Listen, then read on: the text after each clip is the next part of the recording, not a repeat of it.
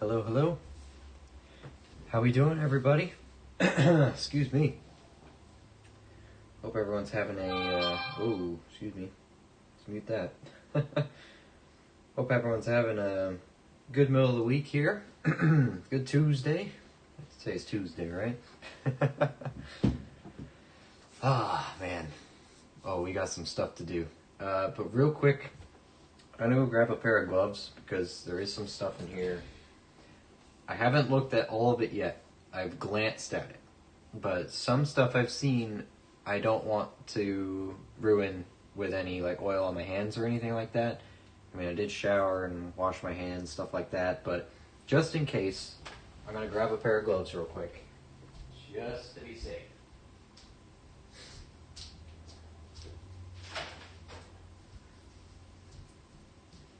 Because then again, since I don't know everything that's in here, I don't know if I'm gonna come across something that I probably should have, my gloves on for anyway. So, Mr. Fancy now, yes. And hey, it's not an excuse. My nails are clean, kinda, they're cut clean. So I'm not hiding anything. It's a new bag of gloves though, so I gotta unpack them. We're going black, We're going TSA in here. I hope these fit. These are just the cheapest ones at the hardware store. Because you'll understand when we get to a certain part of the hunt here why I don't want to touch some of these. Not because they're gross, but because they're actually pretty nice. Okay, so here we go. I probably should have gotten one size smaller, but here we are. Okay, so I had the book out because there was one thing I couldn't help myself. I had to look it up right away because some of this was given to me by my grandmother as pre-inheritance, whatever you want to call it. I'm one of the few people in my family besides my father who has an appreciation for coin collecting, so she didn't want to just give it to split it up among the grandkids or whatnot. There was one thing I could not resist looking up. That's why I have the book out already. So what I think I'm going to do, I'm going to go freehand here. I'm going to try this. The new thing for the stream. I'm going to take this down. And I'm going to try to guide it to show you what we have going on here. Hopefully without giving up any sensitive information. So you can see I actually did get my desk cleaned up, fairly okay. Still have a couple, a little bit of stuff that is not put away all the way. But right here, move this box over. Sorry if this makes anyone dizzy, but here's the box we're working with. This is going to be a problem. Floor squeaky too.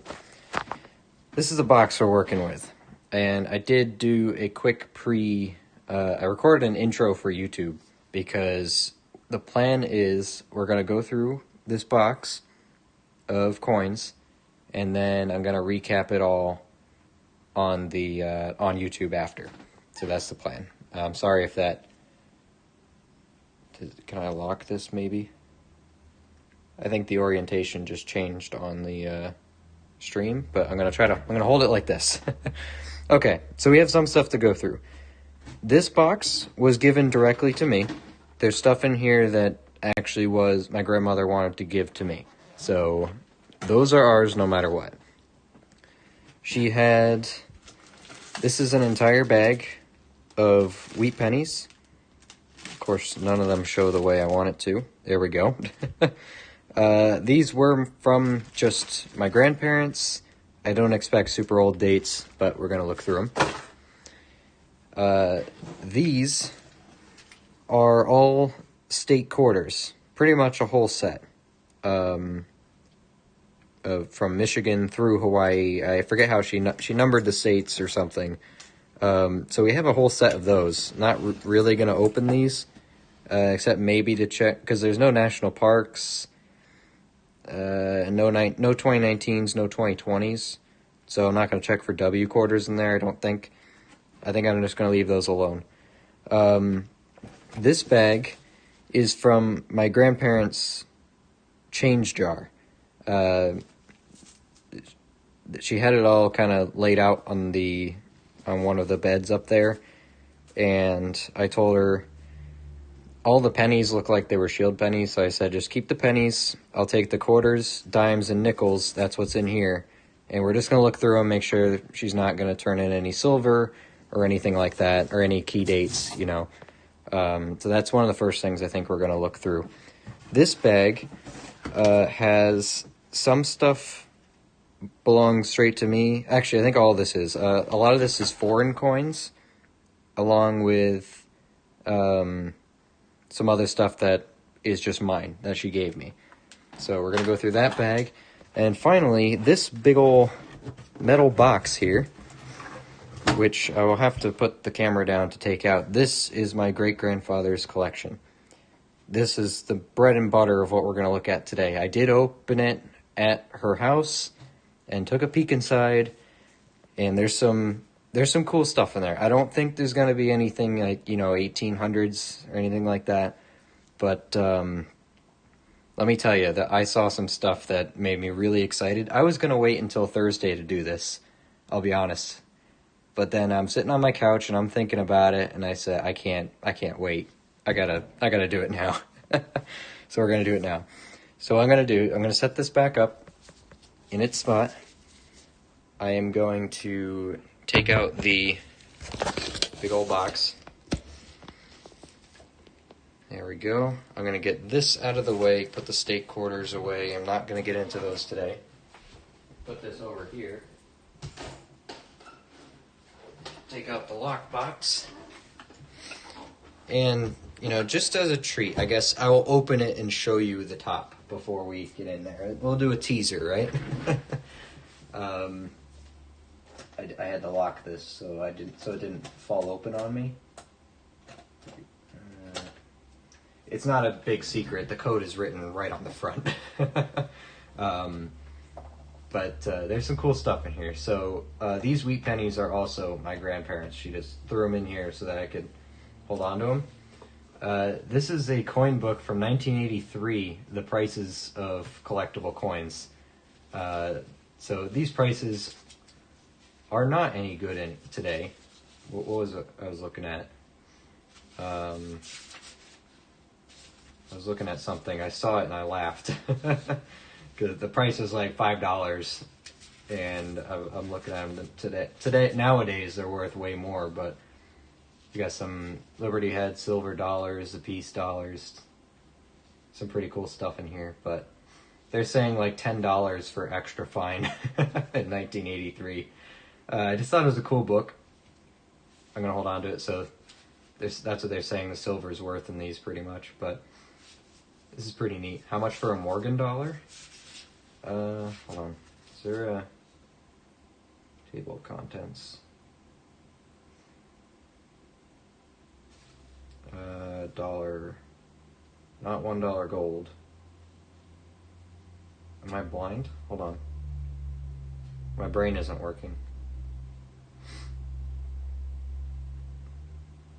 Is it under $1 gold? Oh, silver dollar, my bad. 40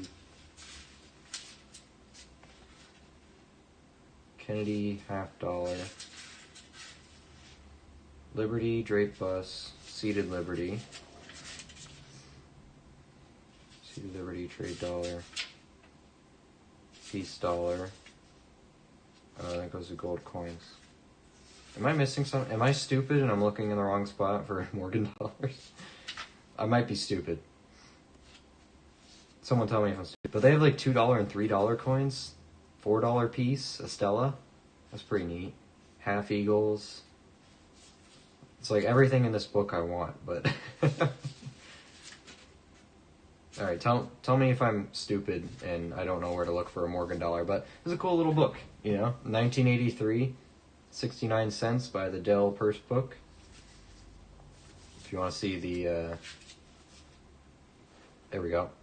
Copyright 1983 by Norman Stack was the last time. So, printed in USA.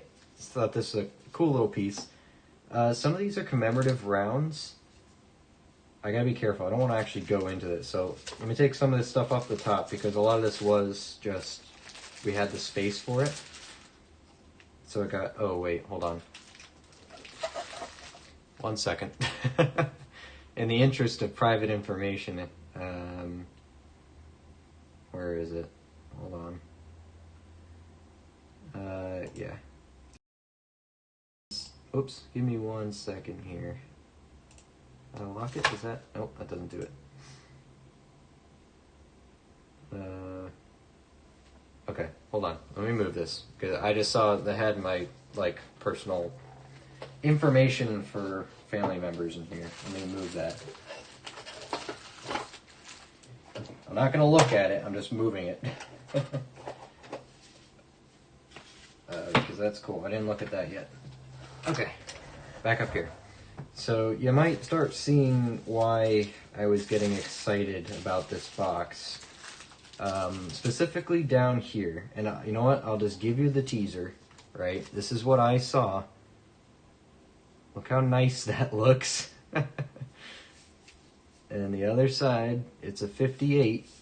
And he says that the whole roll is 58 Philadelphias. And if the end looks like that, I'm hoping they all look like that. And we got more in here. I see most of it's pennies. And I got, there's quite a bit of stuff in here. But I'm not going to dive in there yet. Okay, I'm going to put this back. We're going to go in the order that we were going to do this in. So that's what we're going to get into towards the end. Okay, I don't want to spoil it yet. So that's what we have to look forward to. So I think the first thing I'm going to do is show you what they gave me. Like this is stuff I get to keep, right? And some of you might pick something out right away that looks really way different than the rest of this. So I should clarify something. My grandmother is not a coin collector at all. She doesn't know much about coins, anything like that. So a lot of these were they just had them and they split it among the grandchildren, right? So in here, there's 2 Sacagawea dollars. We got a 2000 and a 2001. It's a 2000 Philadelphia. I did check it briefly while I was at her house. I looked at it pretty close to see if it had the, boldly detailed tail feathers, like the Cheerios dollar or anything like that. Because then I wouldn't feel good about taking that, or I would at least tell her like, hey, that's worth hundreds of thousands of dollars. So just a 2000 Philly there. Also a 2001 Philadelphia right there. The Eisenhowers, we got a 74 Denver, a Bicentennial, a 76. See, it's got the Eagle moon landing one here, and the Liberty Bell with the moon in the back for the Bicentennial. I thought that was pretty neat. I don't see Eisenhowers a lot, and I'll be going through my book to see if any of these are key dates. I just don't know anything about them, really. This was a 72 Denver. The lights are actually very bright. It's making it difficult to see. Hold on. Move this one over here. Maybe tone this one down a bit. There we go. Is that better? That's a little better. Here's a 72 Denver. I bumped it. There we go. What else do you have? I'll get to the bread and butter there in a second. We got a couple Kennedys. We did learn, the half dollars on the other stream. So, that's a Bicentennial. We got a 1971. There was nothing special there. Susan B. Anthony's. We got a 1980 here. It's a Denver. And we have a 79. I did check it. It's not a wide rim. Pour it under here. See, not a wide rim. Susan B. Anthony, but still a Susan B. Anthony. She gave me a bicentennial quarter, the drummer boy. And actually there's another one here too. 2 of those. And a 2010 first year shield nickel. Shield nickel. I wish. Shield penny. Excuse me. Before I get to this, a couple $2 bills. This one, I picked these out. She had like a stack of 12. She said pick 2. This is a 1976 series. And I picked it because it was the lowest serial number that she had.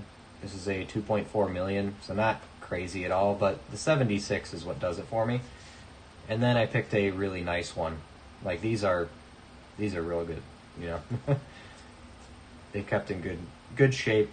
I'm gonna get some flips to put these in, some plastic to put these in. Another nice 76. You can see it right there, series 1976.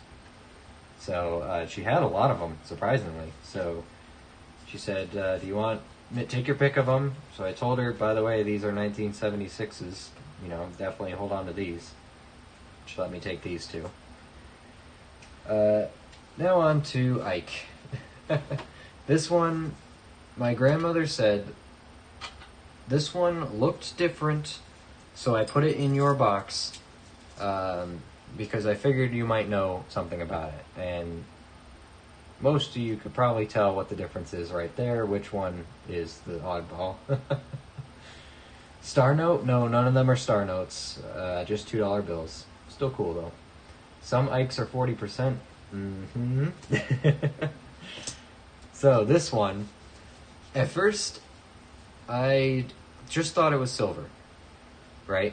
Obviously, right? I knew there was silver in it. If you look close, there's a San Francisco mint mark there, and if you try to, you know, consider the circulation wear here, this is a proof. It's a San Francisco 40% clad proof. Get you zoomed in there. There it is. You can see the mirror background under the microscope better. Frosted Ike. And it doesn't look great. It's not in the best shape at all. But, like, it's definitely been circulated. But they picked it out. It is a proof. And it is 40% silver. So I told her that I'm going to look it up because I didn't know much about dollars. I'll be honest, dollar coins, the big dollars, right? I told her that. I said, I got to look it up. And then if it is something worth, you know, more than normal, I will let you know and then I'll buy it from you instead because I don't feel good about just taking it, right? I did look it up. 71S, they only made silver clad in San Francisco. And the proofs, they made 4.2 million. So I take that as a win. It's a 1971 40% silver proof. I did weigh it. Actually, you know what? I can just do it on camera here. Do it on camera. We'll just show you. Come on, camera. There we go. Here we go. It weighs 24.3 grams. And if we get our calculator out here, 24.3 times 40% means there's 9.72 grams of silver in here. Meaning we got roughly $10 in silver in this coin. Since silver spot price, when I looked it up today, it was like $1.03 per gram of silver. So there we go. Realize I just showed my face through the reflection, but whatever. So there we go. 1971 San Francisco Eisenhower dollar, proof silver clad. First good find. But this again, this stuff is just given to me. So I'm gonna pay for this one, but the rest is given to me. My grandmother was splitting stuff up to give to the grandkids, and I'm the one, A, that's closer actually lives in the same state and have shown an interest in coin collecting, so she let me make some picks and told me to investigate this one. So I'm happy with that. I don't think that would be something I would find very easily, roll hunting or whatnot, so I'm very happy with that. And it's definitely going in the collection. It's not going anywhere. So there we go. Proof? Yep. Still a diamond, absolutely.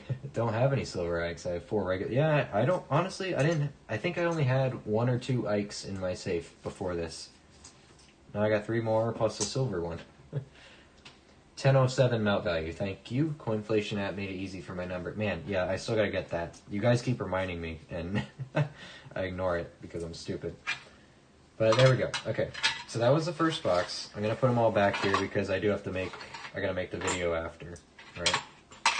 Put it all back how I found it here.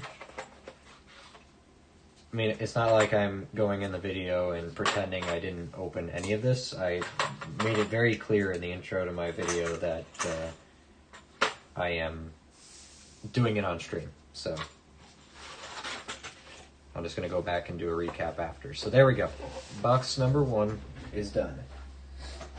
I'm going to put it back in the box here. Alright. Next thing I wanted to do, before we get into the guaranteed stuff, is I wanted to go through their change. They had the whole jar out. They said they're going to take it to the bank. Did I want to look through it? I said, absolutely. So we're going to check, for 2020 W quarters, anything silver, obviously. Anything that looks good that might, bolster the collection, stuff like that. Key dates on nickels, things of that sort. I will tell you, and I'm happy for them, but also a little disappointed that they caught it. When it's my grandfather's change, right? Every day he'd come home, dump his change in the jar, put his keys down on the dresser, right? One day when he came home, he dumped his change there. It was actually the day I came over. Today. It was today when I went over to get this. Grandma was getting all the change together. My grandfather came in, back from the store, put his change down, so she added it to the pile. As she added it to the pile, my grandfather caught something. He pulled a penny out. Guess what it was? He pulled an Indian head wheat penny out of his change, just like that he got from today, going out to the store. And obviously they're keeping it. They put it right into its own little tube, right? And I'm happy that they picked it out.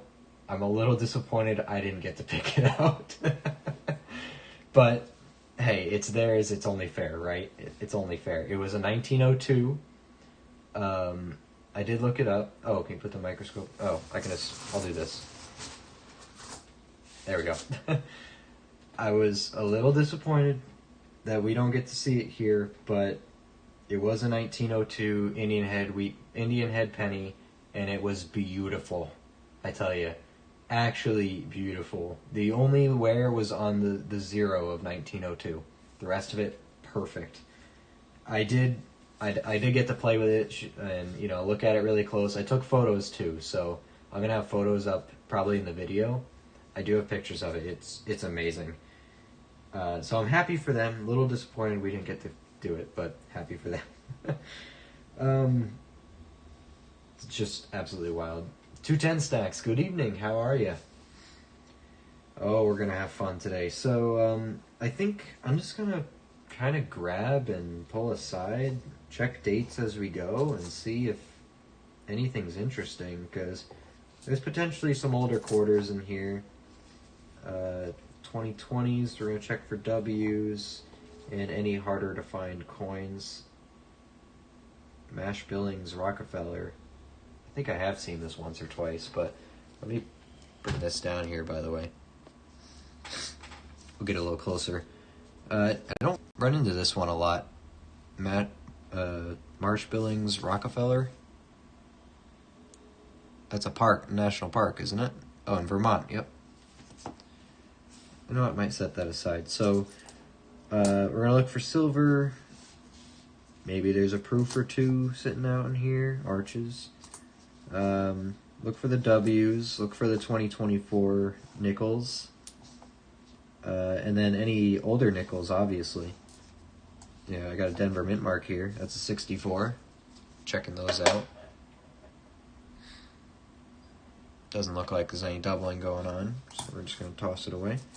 And then I'm going to give all this back to them because, they're going to exchange it for, some money. So, and anything I do pick out, I'm going to replace it with some extra money they can take to the bank. So, after I tell them about it. So, another 1964. Nothing there. I need to change my name to the Struggling Stacker. I think between you and me, you're not struggling. you got more than I do, that's for sure. Salt River Bay 2020. It's Philadelphia. 21 Philly. It's crossing the Delaware. Does it have the die break on it? It doesn't look like it. 2001. San Antonio Missions. I love this one. This one looks good. It's such a cool design. In Tejas. It is a Denver. I might set that one aside too. But, so now I have a complete set of the state quarters. But it is still up to me to build out a national parks collection. Cumberland Gap. Philadelphia. Ooh, my heart jumped a little bit. This one, the tone was different, but it's just a 1980. 23. 2006. Don't know much about key dates for dimes besides, the silver dates. Oh, came close. It's a 66 quarter right there. 88. 24 Philly. I'm not really picking out the women's series yet either. I figured there's plenty of them out there, so I'm not really too worried about it. I think I'm also going to take this opportunity to explain a couple of things I'm hoping to do within the next few weeks here. So first things first, coming up on, it'll be the first week of March, I think. I think the weekend after March 5th or 6th, something like that. That weekend I'm not going to be around. I'm going on vacation, whatever you call it. I'm going to a family reunion in Pennsylvania, which those of you who don't know, I live in Connecticut. So it's about a 6-hour drive for a family reunion to see the rest, of my family for the weekend. My plan, because I wanted to do something, I wanted to make, something out of the trip, right? My plan was to try and stop at as many banks as I could along the way, picking up boxes. I think I was going to do nickels. Picking up nickel boxes in multiple different states to see, see if we get, a wild box here or there, that we can go into after. Like, I'm talking going out there and picking up, anywhere from 5 to 10 boxes, along the way. And then opening them up on some following streams. I think that would be interesting. Fort Moultrie. I don't know if I've seen that one yet either. I've been to Fort Moultrie in South Carolina.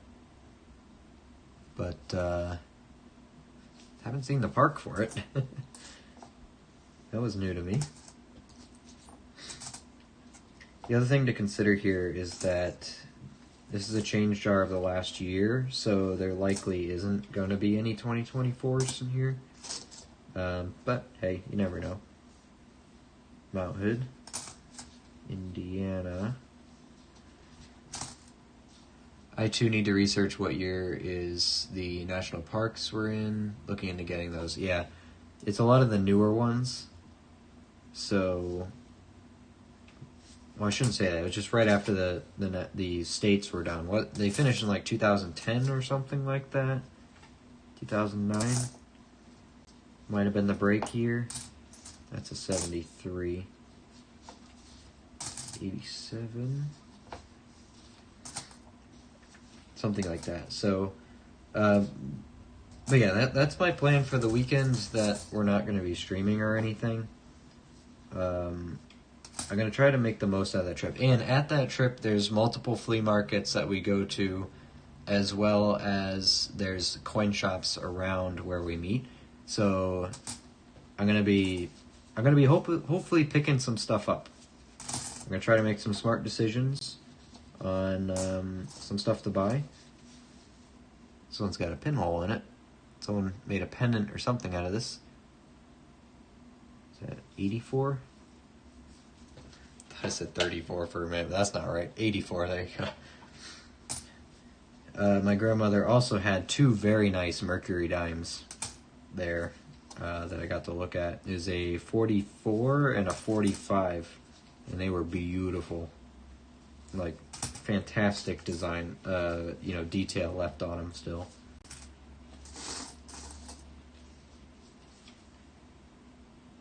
So let's see, Apostle Islands, Denver. I do kind of like this way of going at it. 84 got burned. Something. Harper's Ferry. 14, another 84. So I don't think I'm going to be trying to buy, anything, not like stacking silver, but I will be looking for maybe constitutional silver would be pretty neat. Isn't there a variety on Kansas, excuse me? Is it the God We Trust one? God We Rust? Is that the Kansas one? I don't see anything in particular there. Seaweed, how you doing? Oh, we got some stuff to look through. We're going through we're at the beginning stages here. We're just going through the pocket change for now, but we got a collection to look at. I got a 37 in a necklace for my wife. That's pretty cool. That's nice. That's real nice. Yeah, I want to see what some prices in junk silver are out there. Because if I can get stuff for 20 times face, I might pick it up. We'll see. We will see. This will be my first year. I'm kind of going in there planning to buy, Another 64 Denver here. Take that. Nothing there. There's a lot of dimes in here. 75. 2004. A couple more. I never get this many dimes in my change. I don't know what they're buying. 85. Salt River Bay, but it's a Philadelphia. It's not a W. 37 Mercury. Melt is 24.37. Really? For a Mercury dime? Wow. Or is the melt for you mean for your peace dollar? Because that's cool too. Oh, by the way, you should send me a photo of that. I want to see it. I really do. So I don't get this. I don't get the peace dollar inheritance, but my grandparents have 3 of them. It was a 21 and a 22, or 121 and 2 22s, I think, 1921 22s. So it had the old design and the new design, right? Like the spiked crown or whatnot, and then the new design. They're giving those to. They have 3 sons. My father and my 2 uncles. They're getting those, but my father has expressed multiple times that he doesn't want his. So she said she'll give it to me if he is fervent in that. And it's really cool. Like, I'll show, if I get my hands on it, I'll show it to you. I think I took photos of it. So it might be in the video that I make for this collection hunt. 73. $95. So I'll show that off. $85. Pawn shops charge 25 times face. Yeah, that's why if someone's got a 20 times face, I might just pick it up. Find a local coin shop, buy a few dimes at a time. Yep. Melt is $24.37 for $1. Okay, that's what you meant. Yep. Collection to look at. Yes, always fun to see a collection. Yeah. If you rewind the stream to just after the beginning, it'll show you the whole box that we're going through, and then you can come back. We're just going to finish up. This is some pocket change. My grandparents said, by all means, go ahead, look through it, and then whatever you don't want. If there's nothing interesting, they're going to bring it to the bank. So I figured, you know what? Can't hurt. We'll flip through it real quick. Make sure they're not going to turn in any silver or anything like that, you know. Any key dates that we want. Stuff like that. I do have to blow my nose. Jeez. Winter allergies here.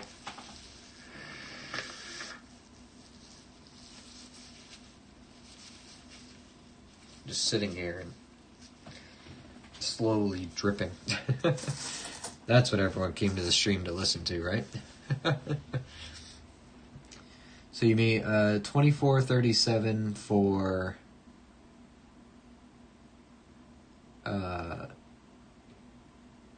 like a dollar. What do you call it? Morgan dollar, piece dollar, dollar coin.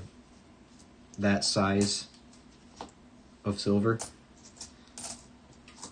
86, 23 Philly, Kentucky one. 1090, 22, 67.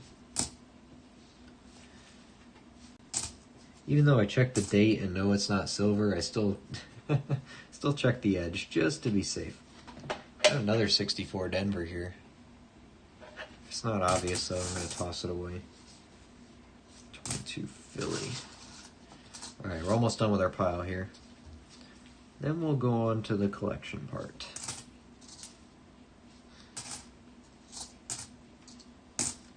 This is just how easily entertained I am. Someone says, hey, you want to look through my pocket change? Yes. I can get a good half hour of entertainment out of it. Another 84 with a pinhole in it. On camera it looks like a 34. I promise it's not. 95 Philly. 86. 2010. 94. 24. 84. Philadelphia. Philly, Vermont. Philly, South Dakota. That's got the wheat penny stalks on it. It's pretty cool. The Gmail you made is dead, says can't be found. Really? Wait, what? Hold on.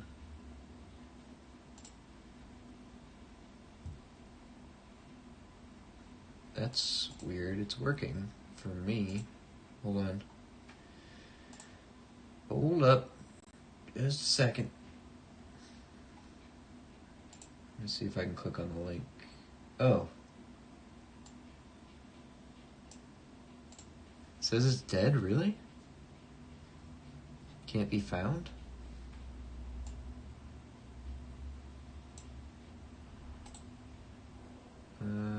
Copy. Hold on.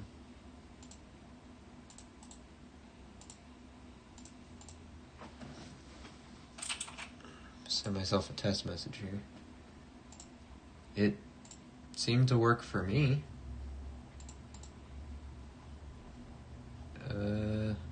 Yeah, it works on my end. Can a couple other people test the email?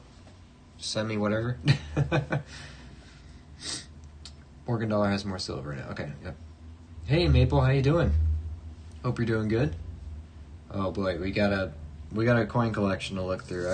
I kind of teased it at the beginning. We're going through Grandma and Grandpa's pocket change real quick first before they take it to the bank, though. Want to make sure they don't toss any silver or anything like that. Any key dates maybe. But we're almost at the bottom here. Haven't seen much. No W quarters, anything like that. But then we're going to start getting into the meat and potatoes of all this. 21 Philly. Philly. There's a Block Island, excuse me.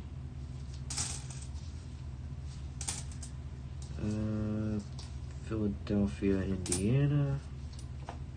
95, 81, 22 Philly, 23 Philly, and a 63 nickel at the end. Check for the tripling. Don't see anything there. Okay. Done with the pocket change. Just a couple cool national parks. I don't see them a lot, so I'm going to pick them out. I'm going to put them back in the bag. See the best way to do this. See how many of these I'm going to drop.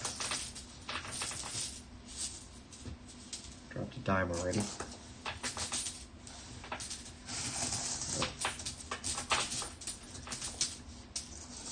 You know what, I think I'm just going to put these back in there because I don't want to take money from them.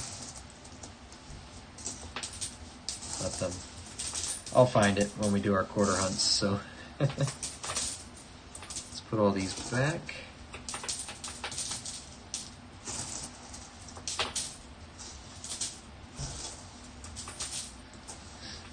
Then we'll do a little recap for some people who missed the first box. I'll just we'll show off the silver that we found already. Okay, so let me put this away. Back out the camera just a bit. Next thing, I think we'll go through these wheat pennies. See if we got any interesting dates. For those of you that missed it and are just tuning in, I got this little box just as a gift from my grandmother. She didn't know what this was, so she told me to figure it out. And then when I figure it out, if it's worth anything, to just give her a little bit of money for it. So it is worth something. This is a 1971 San Francisco proof Eisenhower dollar. Pretty big. So you can see it's got the eagle on the moon. This is 40% silver. It weighs, what was it? It was about 25 grams, something like that. 40% came out to about 0.97 or 9.7 grams, so it's roughly $10 in melt value, something like that. $10 in silver, and it is a proof. It's definitely been circulated. It's not pretty, but it is a San Francisco proof. And when we looked it up, you can see 1971 San Francisco's were silver clad. They made 4.2 million proofs, and then 6.8 million for collectors, I guess, that were not proofs, just normal San Francisco silver clad. So I thought that was cool. It's a good pick. I am going to pay for this because it is worth more than the dollar. So, but it is cool. I'm going to keep it. I'm not going to melt it, anything like that. It's just, our first, I've never seen a silver Ike before. And here we go, it's our first one. Oh, I might keep this here as cool stuff, goes there.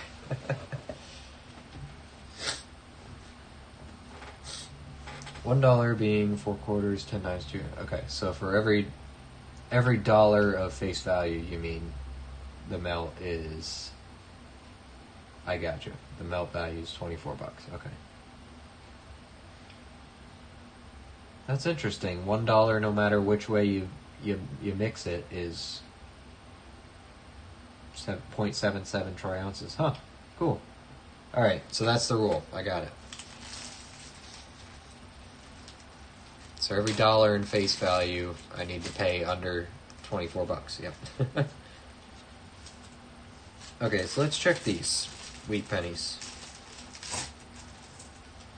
These are my grandmother's wheat pennies, so we're going to see if there's any older dates in here, and then let her know what she has. That's the goal here.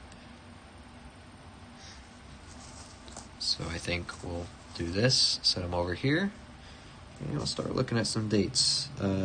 You know what? We'll lay them out too. So I'm gonna put them off. Well, I guess I'll back up a little bit. We'll put them up here. 56. We're probably gonna find a lot of those. We got a 44 right here. We put the 40s over here. A 45. Not too pretty. That's okay. 58 Denver. It's going to be a lot of those. Probably. Another 44. I'll stack them right. 40, 44, 45. 44. A 53. A 47. 48. Do this. 47, 48. Another 44. Honestly, I was expecting a lot more 50s. There it is. 56 Denver. 45. 42.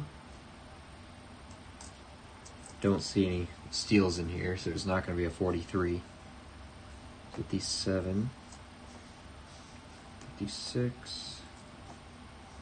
48. 44. 41. There we go, getting older. 46. 56. Looks like the... What is that?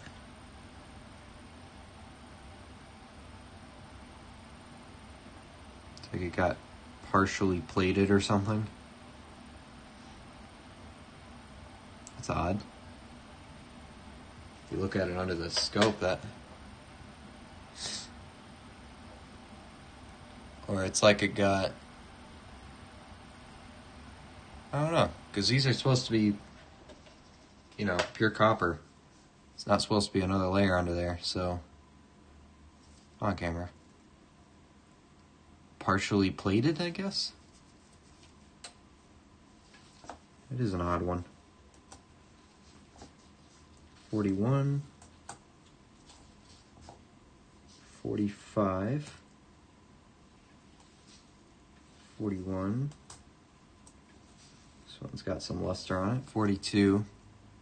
Too bad it's junk on this side. Actually looks pretty good on that side. 42. 56 Denver. And finally, I think I saw this one was older. 1936. 36. It's not a bad one. It looks pretty good too. Looks okay. So, I wouldn't say there's anything too special here. I don't know about varieties or anything. I guess we'll scan through the book, see if the book shows any popular varieties for those, but I'm going to go ahead and say no. 36 Philly, there's a double die. Double die obverse. Oh, it's right in the date. We probably would have seen it. But we'll give it a quick check just in case.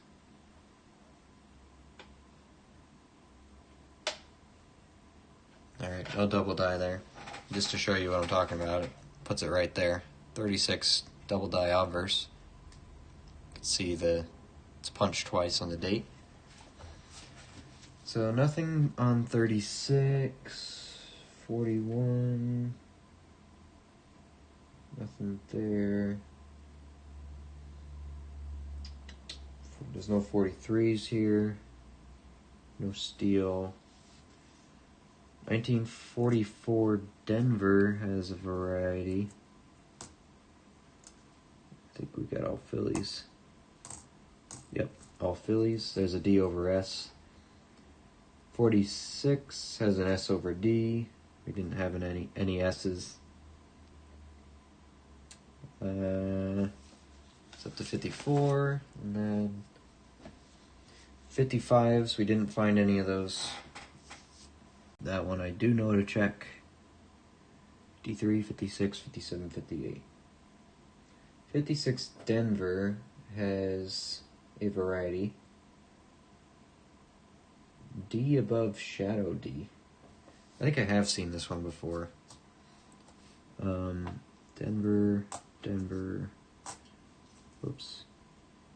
Denver. These four are Denvers.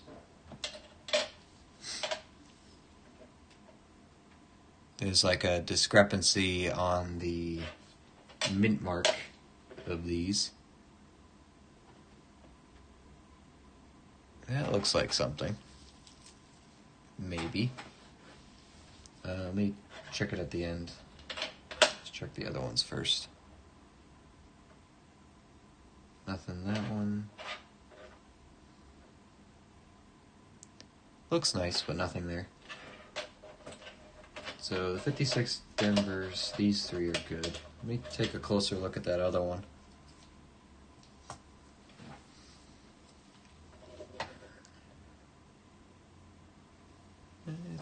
Is there something going on there?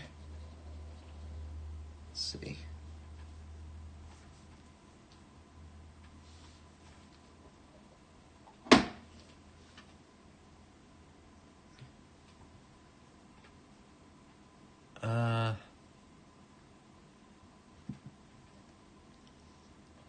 Oh, I don't know. I think I'd have to see a picture of the variety. It says 56 Denver, D above shadow D. Is it just a D over D, or is it way under or something? Let me see if I can find a picture. 1956 D over shadow D. PCGS, show me what I need to know. Come on. Give me a picture. There it is. Come on.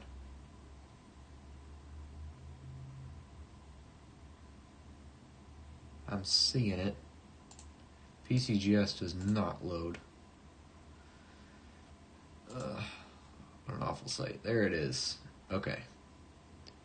Okay. It's pretty obvious when you have it, and it's off to the left is where it goes. Which this one is straight down, if anything. Let me just check, see. Oh, so there is just it's a Denver mint mark way beneath it. That's very, very hard to see. Which I don't think this one is. That's pretty apparent. That's pretty obvious, so. Okay, so we're good with that. Let's be done with that. Zoom this back out. Pretty cool, but nothing there. So, we'll say that there's nothing super interesting here. The 36 is the oldest date. It's really about it. So, we'll put them all back in the bag. We got some nicer pennies to look at, don't you worry. Okay, put this away. And we'll move on to the next thing. I think we'll look at the foreigns last. Everyone's here to see the actual coin collection, so I think we'll move into that. I think we've waited around long enough. So for those of you who were not here at the beginning of the stream, here is the box with my great-grandfather's collection in it. And we're going to start picking this apart and seeing what we can find. I think I'm going to put the microscope away for a second.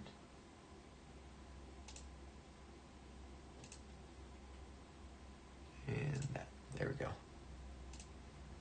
You know what, we'll put the title away too. We'll get a nice full screen going on here so we can do this. These are separate. Actually, we have to look through those too. So, and this stuff on top is separate as well. I just think they're cool, so we're going to look at them. This is a 40th anniversary maple. If you're here, tell me if this is anything special, but it's a 5-pound coin. Queen Elizabeth II. 40th anniversary of the coronation, 1993.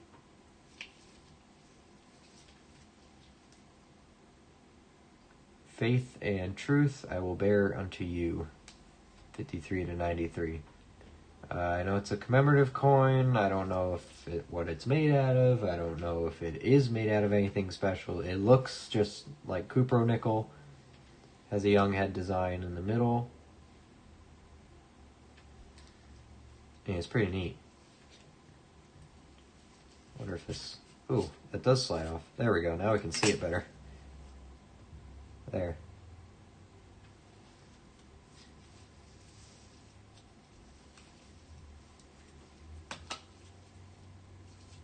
There. That's what I wanted to do.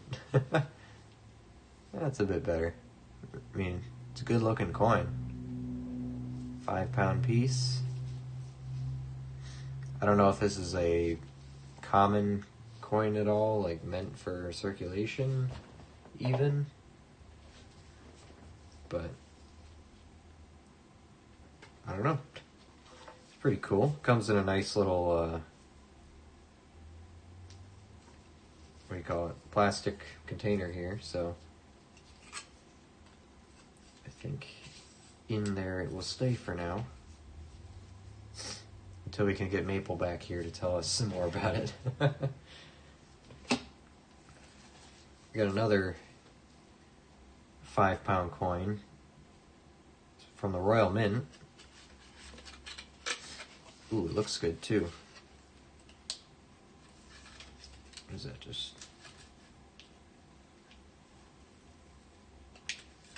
just taped on there. Oh, and it opens. Okay. Alright, let me just pull it off of there for now. I feel like this fell out and someone just taped it back. I don't think it's meant to be like that.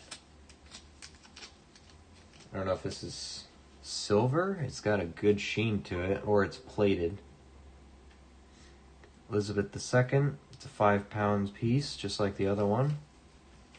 It must be plated. There's no way that's silver, right? It's a 2009 countdown coin. Triple X Olympiad. Huh. It is very shiny. I don't know how well the camera shows that, but it's nice. I don't know if that's silver or just plated. No, knowing the Brits, they like plating stuff. So I don't know about that one. There's... Oh wait, is there information on here? Oh, it is cupro nickel. There we go. Problem solved. So it's just polished then. 5 pounds. First in the countdown series. Huh. So it's just a countdown to the Olympiad. Alright, let's put that back here. Oh boy. Wait. This way? Yeah, this way. This one looks good. I would probably figure out a better way to display it than that, but pretty cool. Oops. I don't know what's in that. These are just, I think I did look these up, or I already looked at these a little closer. They're just not intended for circulation designs. We got 2 Wampanoag treaties. Again, this just comes from people in my family that don't know much about coins, so some things that they thought were cool, they set them aside. These are 2011 designs. So they are not intended for circulation, I believe, anyway. So, pretty cool. Anyway, but they don't have to be in flips like that. They can just be... They don't have to be in there. We got some foreign coins in here. We'll do those at the end. This bag is all of 76 bicentennial quarters. I'm going to leave them in here. I already kind of looked at these. So we could look for maybe some varieties on them. But I'm not going to do that now. Miscellaneous, we got some nickels. I did glance at some of the dates on here. There are older dates in here. There's a bunch of 39s right on top. And then there's some coins in this bag. So I'm excited about that. But here is, well, including this is my actual great-grandfather's collection right here. The white box looks like Montreal Olympic coins. I wouldn't be surprised given the other, two things we just pulled out. I guess we'll start there. Why not? Let me make sure it's not anything sensitive. Okay. Well, that's not in the box.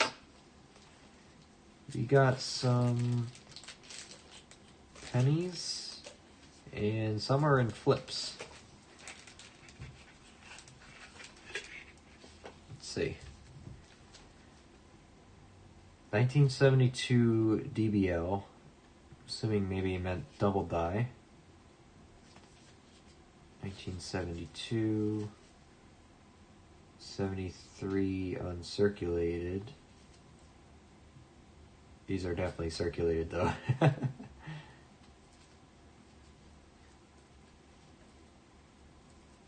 Maybe they were uncirculated when you first put them in. But, maybe it's the plastic that's scratched. Maybe these are uncirculated. 73, 73, 73. A bunch of 73 uncirculated. It says DBL. I wonder if he means double die. Let's throw it under the microscope here. Oh yeah, I gotta turn it back on.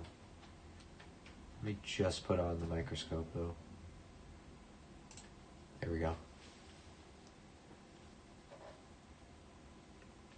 Is the glare gonna let us? Oh yeah, that is a double die. Look at that. You can see it on trust pretty good. Man, the glare off the plastic is not helping. There we go. Look at that. Nice. That's a cool find. 1972 double die obverse.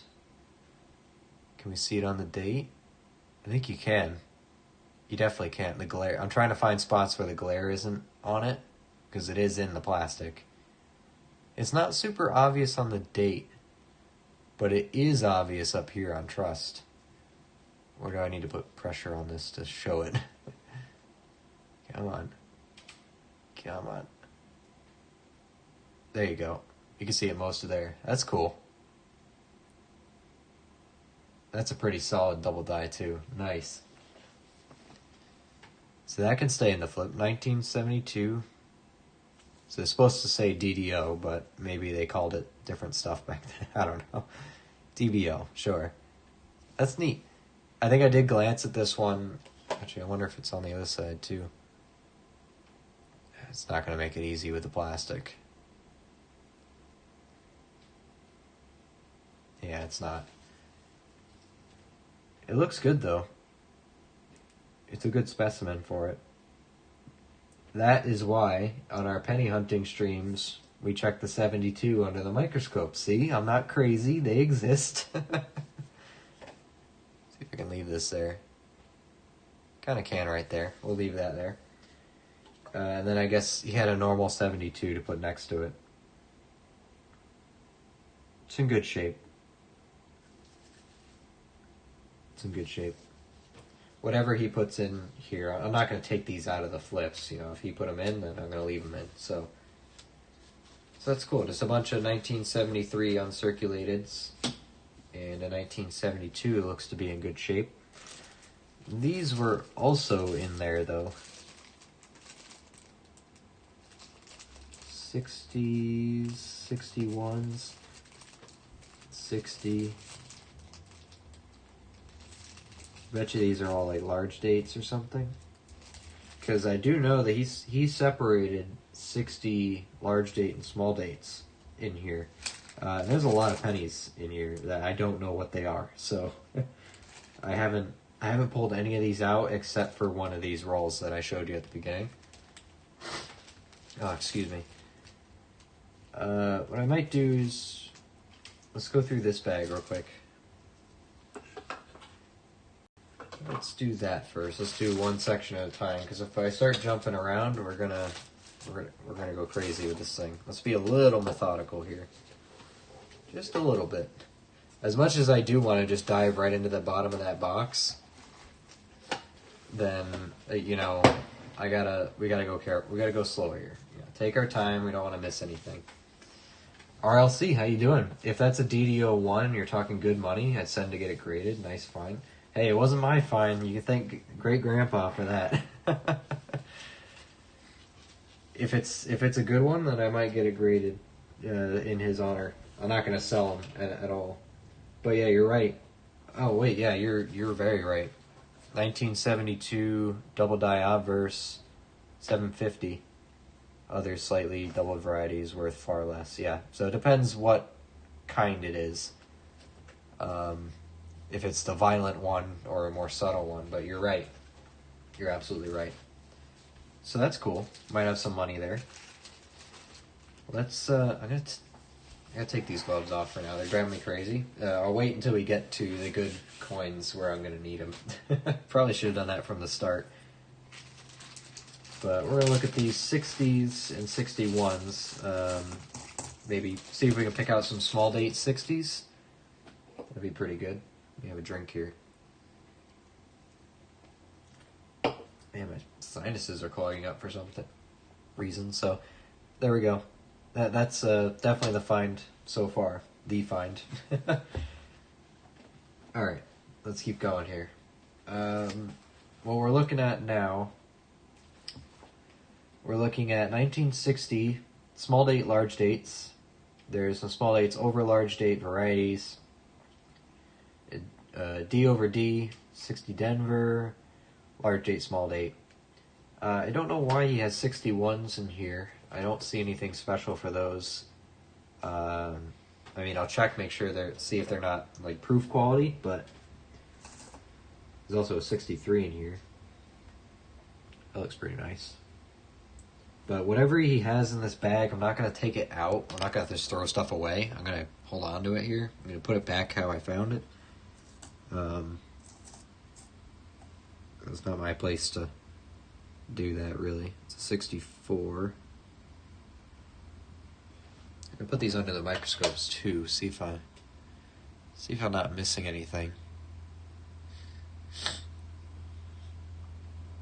Man, all of a sudden, as soon as I have to talk and do this, my sinuses give me problems. Great. Oh, it's probably opening this box after Lord knows how long, too. Alright, so we got 61, 63, let me put that down here so we can see them. 63, 64. The year might have meant something to him? That's true. That's very true. I gotta think of that. So let me separate 60 Denvers. Put those here. That's a nicely toned one. Look at that. Purple. Camera doesn't like it to show these off, but on naked eye it is everywhere, but I gotta put it at the right angle for you. That one looks cool. There's another one like that here. So I'm gonna separate 60 Denvers. Oh, they might all be 60 Denvers.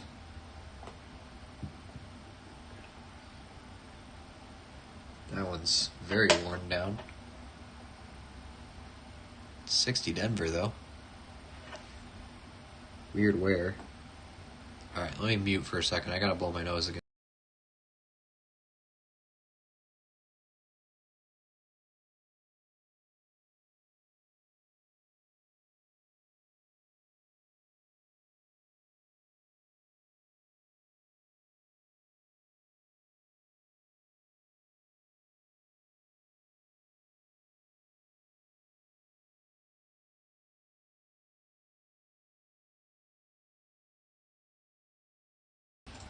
Alright, I'm probably going to have to do that again soon, but... Man. A lot of these have that nice rainbow tone to them. I think these The rest of these are going to be 60. Oh, there's a 60. 60. It's something to consider. Do they make proofs at all? There are proofs. Proof 60 large date and proof. Oh no. So 60 Philly large date were the proof ones. Well, some of them were proof. They had proof strikes. But 61 has proofs. Do the other ones? 62? 62 and 63 all have proofs too. So that's something I still don't know the difference on, which I do have to figure that out. How to identify the proofs of the, pre-San Francisco, doing all the proofs full time. When they minted them in Philadelphia, how to tell if they're proof. That's what I'm trying to say. Okay, let's look at these 60 Denvers, see if we have some large dates or small dates. Move these down here. Let's just back this up.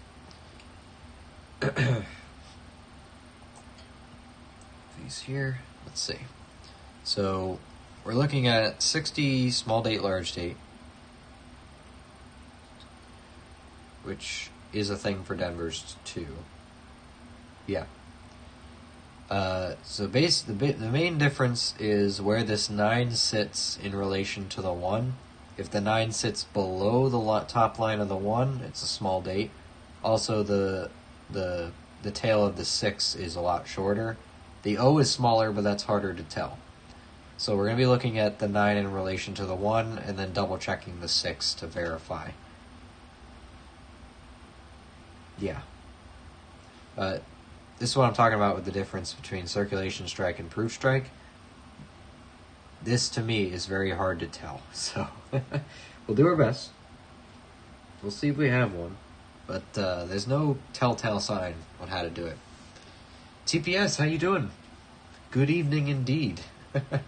Oh, we got a treat tonight, don't we? Really, really cool stuff we're going through. So we're working our way slowly into the collection. We're taking our time, trying to understand why he separated certain things. Right now we're going through this little baggie that was in the box of 60 Denvers, 60, 61, 63, and 64. All nice strikes. They could be proof strikes. I don't know. I really don't. But right now we're going to look at these 60 Denvers up close. I can tell right away that's a small date, 60 Denver, which is a great start already. Get the microscope a little closer. There we go. So that one, a pretty clear small date. The 9 sits below the 1 line, and the tail on the 6 is very short. So we'll make that a small date. It is possible he put all these in here because they are small dates, but we're going to double check them. Small date.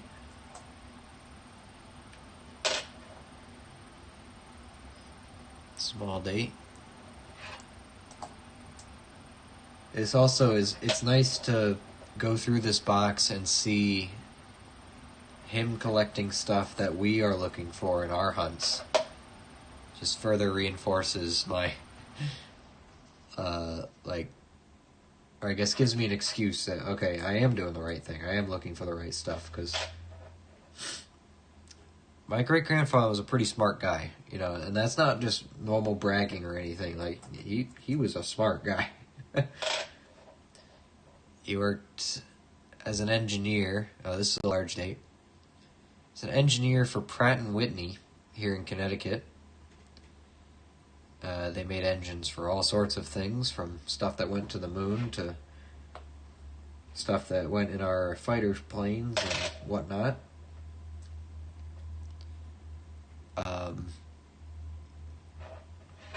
And one of my other relatives, I think, I'm trying to remember if it was his brother, worked on the Manhattan Project. I have his name on some of those documents was pretty neat. So I didn't inherit any of those smarts, but but I inherited the coin collection. So, but I did some engineering stuff as well. So I was the one who got all his tools. So I have all that stuff as well. This is interesting because I'm not sure if that's worn down or, like, is that wear? What does the rest of the coin look like? Come on, camera. The rest of the coin doesn't look that bad. Is that a soft strike or wear? Because if that's wear, that's a very direct spot that it's worn in. I think it is a Denver still, too. If it is, I believe it's a large date. Tail on the 6 looks a bit long. The O also looks a bit big. Weak strike, that's what I'm thinking maybe. Because it's kind of, if you look at the overall condition of the coin, it's kind of an odd spot for it to wear right there. It would have taken the O out, you'd think, right? Because that's really high up there, and the rest of it's just shadow at this point. It is a 60 Denver. You can actually see it better out here than under the microscope. Definitely a large date. But yeah, I'm thinking that very cool to see you having a chance to do this. Also cool to see this as a generational hobby. Yeah, honestly, I had no idea. I didn't know this collection existed until my grandmother called me and said, "Hey, I heard you're getting back into coin collecting. Do you want your great grandfather's collection?" Like, yep. No question there, absolutely. If no one else in the family wants it, then send it on over. Excuse me one more second. I gotta blow my nose again here.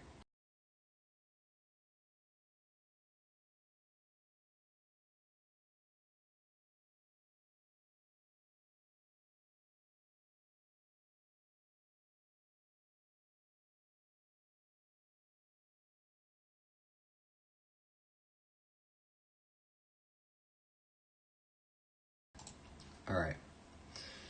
And the chest garment still looks well defined. Yeah, that's why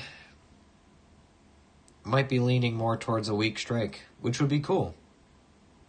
Because the rest of the coin doesn't look bad. Let me back the microscope up a bit, see if I can get a wider view there, see if anything looks a bit different from here.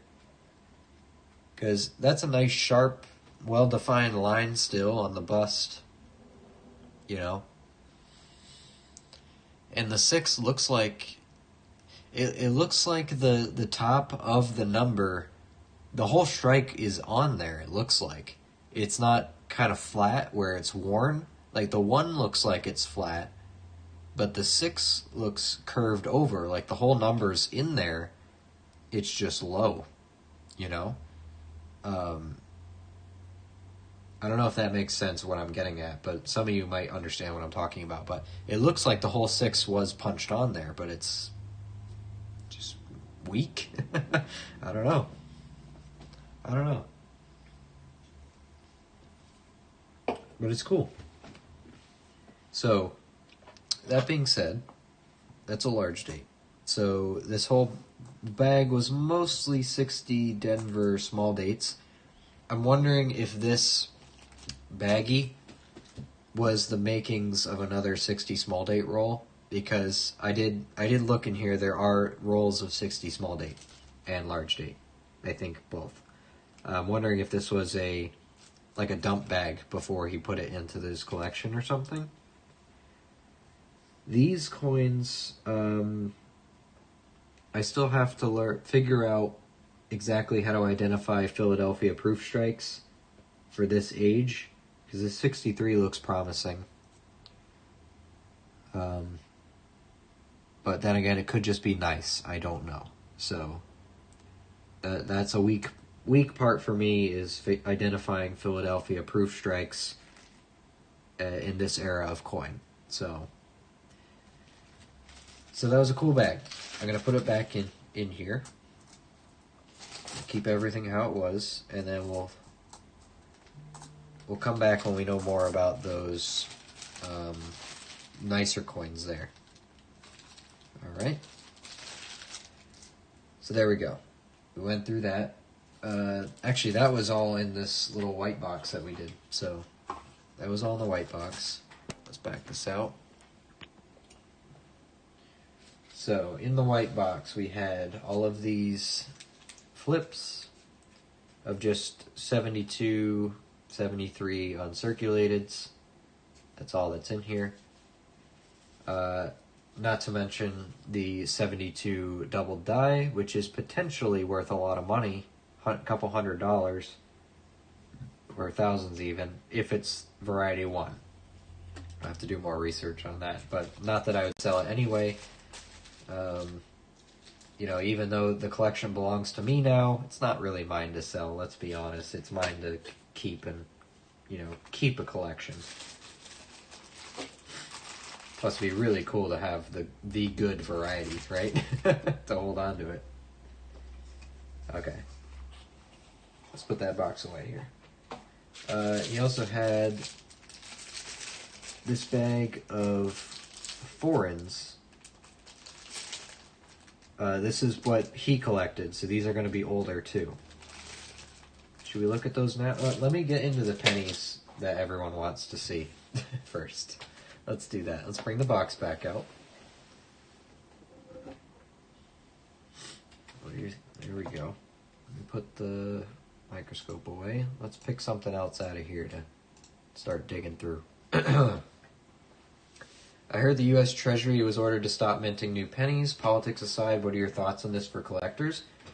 Honestly, I think it can only help collecting as a hobby. If you think of it in that sense, it's just encouragement for people to start paying more attention on, hey, they stopped making pennies. Maybe I'll hold on to a couple, you know? And then you never know what kind of interest that sparks. Maybe they want to collect more than just pennies. So I think for the collecting hobby, it can only be good. For collectors themselves, obviously the collectors are going to be happy because it's a double-edged sword. On the one hand, we're kind of sad that it's ending. There's not going to be anything new to collect, you know. But the stuff that we have, in terms of long-term collection, is worth more now that you can't get them anymore, right? So I'm not too upset about it, you know. I'm of the opinion that obviously pennies in this day and age are not really worth making. They're really just a decorative piece at this point. Like, the Canadian government got rid of it years ago, and it works absolutely fine for them. Let's be honest here, it is a waste of money to punch these, right? They're not worth their salt.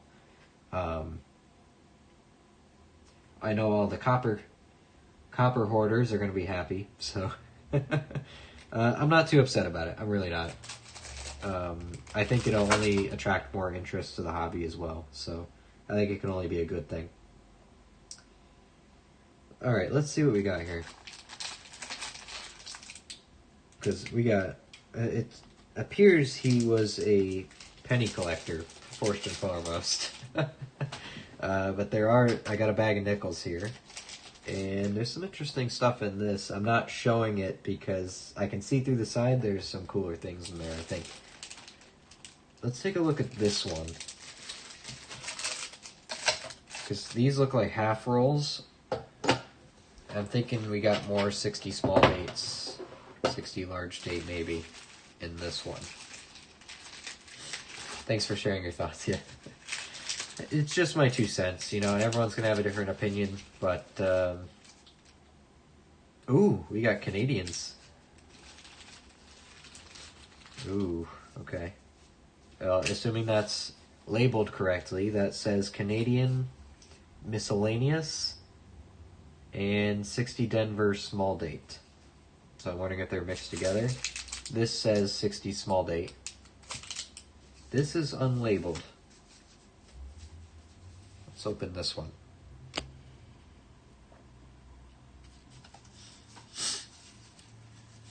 not a fan of the discontinued pennies, Steven?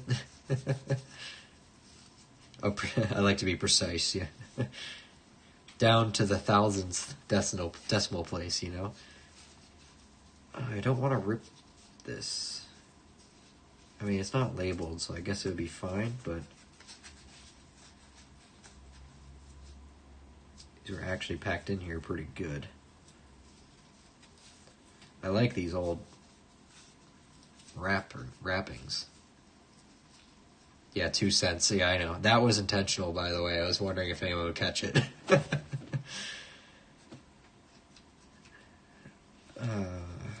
feel like I'm going to have to rip this because they're not coming out. Let's see if I can just push it out without ripping it.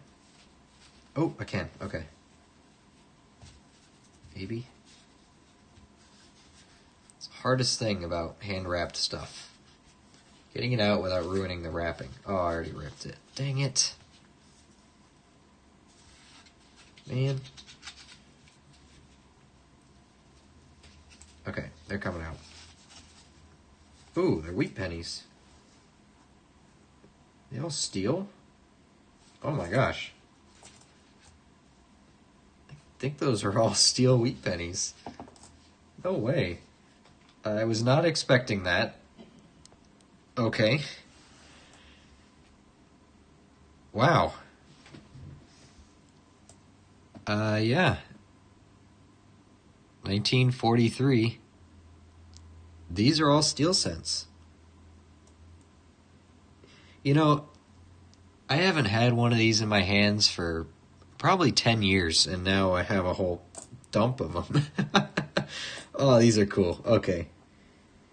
Let's double check the dates. Make sure we don't have a rare 42 or 44. I forget which way it goes. Maybe 42. Some of these in the middle are nice still, too. Look at that. Look at that. That's a beauty. Oh, that's cool. Some of the ones in the middle, they didn't get air. Because that bundle was tight. So they didn't corrode. Wow, there's a lot of them. 43, 43, 43. 43s. Dude, that's wild. Okay, I wasn't expecting this one. These two just stand out right here. These are beauties. I mean, they still got some corrosion on them, but wow. Look at those. They're just starting to corrode. I think we could probably save these. I don't care about, cleaning the stuff like this, because these will only get worse the longer they're in circulation or longer they're exposed to air. So in order to preserve these for my lifetime, I'm not going to get rid of them. So I'm going to get the corrosion off these very gently, and try to get them airtight in something to try to stop that corrosion, because I realize the camera zoomed in very far, but there's a lot of these. That's crazy. That was not what I expected to be in this. Because, again, my great-grandfather was very particular and meticulous sometimes, so I expected something like a bunch of steel pennies to be labeled, but hey. Oh well, we're not all perfect. That's wild, and they look great.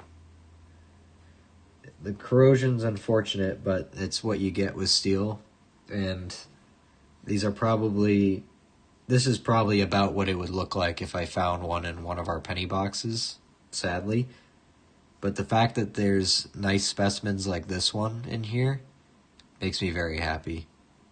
Because if they were all corroded, that would suck. But let me get the microscope turned on, so you can see that. Like, this one is pretty nice. The corrosion's unfortunate. Don't get me wrong. But there's good detail on this. Let me see, is this one any nicer?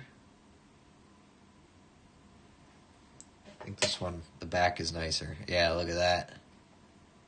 Wow. Oh, wow. I think that might be that'll be the backer. This one will be the fronter. This one doesn't look bad, but it's a bit more corrosion on it. That's really cool. I was not expecting that at all. Okay, cool. Let's get these stacked back up. I'm gonna do my best to preserve these as long as I can.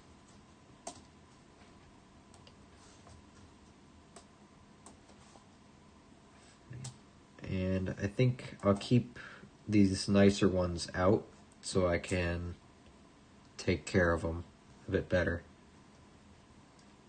Wow, okay, good start. Already some big old steel penny dump. Let's keep those over here. Let's see what else we got. Let's check if these are actually 1960 small dates.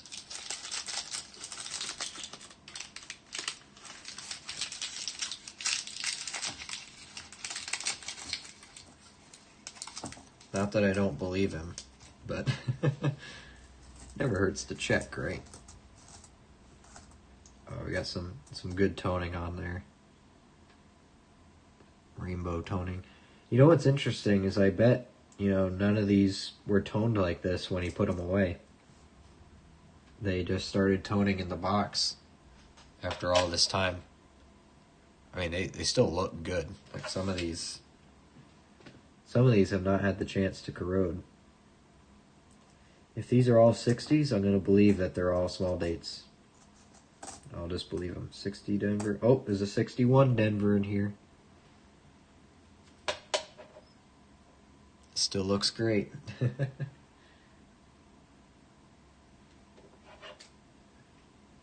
that one got mixed in. Let's see if anything else did. 60, 60, 60, 60. Denver, 60 Denver, 60 Denver. Denver, Denver, Denver, Denver. Okay. Yep. So apart from the 61 Denver, the rest of these all look like 60 Denver small dates. We'll put those back in the bag. Because if I look at all these, we'll be here forever. Which, I do want to take my time, but I also, I want to get through the whole box tonight too. So, without keeping everyone up super late. And then, if you do miss, parts of this box, I will be making a YouTube video on this. I think it's too good not to, right? So I said that I was gonna open everything on stream, but then I will go through it in detail in a video or multiple videos, more likely, based on how this is turning out, when we're not even into the bulk of the coins that are in there. So yeah, this has me excited. I'm going to try not to rip this one now. So it says Canada Miscellaneous, does it say 27? 27, and then 960 small date Denver. There should be 38 coins in here then. Let's see if that is the case. Oh, nice. I see Canadians. Ooh, I hope they're old. Oh, I'm seeing some good designs. Oh, yeah. Oh, this is gonna be good. I like Canadian coins. Especially when they're older. 60 Denver. Let's pull these out. Oh, we got a wheat penny in here. 1916. Look at that. Alright. That wasn't supposed to be in there. That's a nice old one. Another 60 Denver. This just shows we're all human, right? Everyone makes mistakes. Don't you hate it when you accidentally put a 1916 wheat penny in your Canadian rolls? Common mistake. But, I think these are in order, too.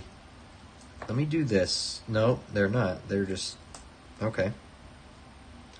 Well, this caught my eye immediately as soon as it dropped out. There's a King George here. King George the Sixth, 1948. You know what? I just felt a sudden rush of competitiveness with my own dead great-grandfather. Because my 1940 is my pride and joy that I found in circulation. So I'm wondering if I beat my great-grandfather in finding the oldest penny in here. 1964. See the young head, Queen Lizzie. Some more American coins. 60 Denver. 60 Denver. 60 Denver. Oh, that's a little older. We got a 1944. That's going to be a King George. Nice. We'll separate these out. We'll do King George. Put King George over here. Lizzie here. Little bit of a older design here, or newer design. Oh, it's the bird one. 1967. Hey, Maple, weren't you saying something about these bird ones? Or was that the nickels, maybe? I don't know if there's birds on the nickels, but bird cent, 1967. 1948 has varieties? Ooh, do tell. Please do. I'll keep the bird side here, too. We got a 1956. It's going to be a Lizzie. Another Lizzie here. Another bird cent. I'm calling them bird cent. Sorry, Canadians who are yelling at me saying that's not what that is. 1949. Nice red tone. King George. We got a 1950. King George. I just realized something. 49. Oh, 44. 48. Okay, so maybe they're not in order. Got a 1945. Another King George.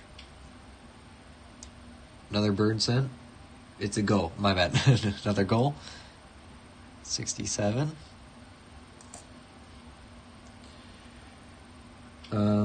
1967, all the coins had different animals. Oh, okay. So the pennies had the gull.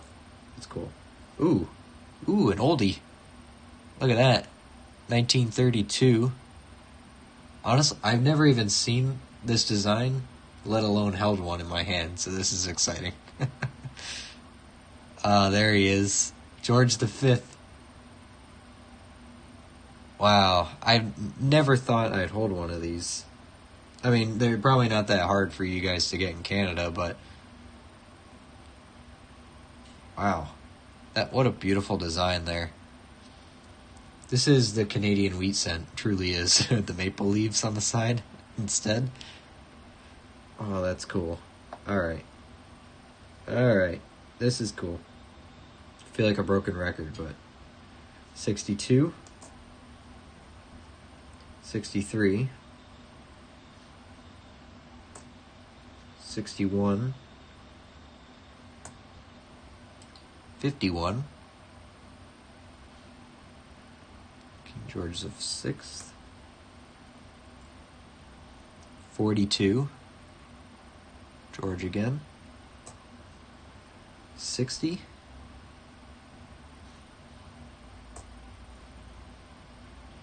59.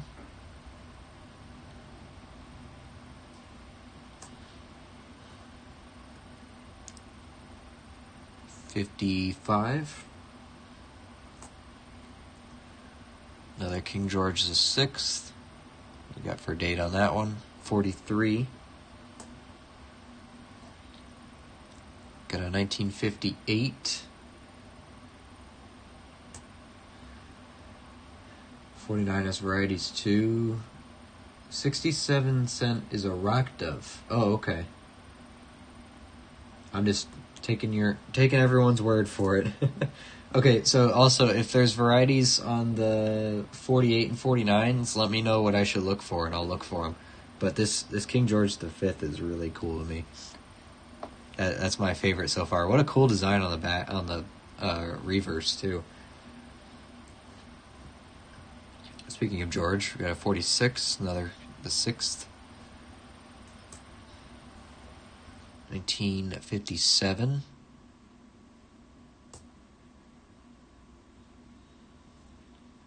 A couple newer ones here. Let's go back to George. 1940. Oh, that's the same one I have.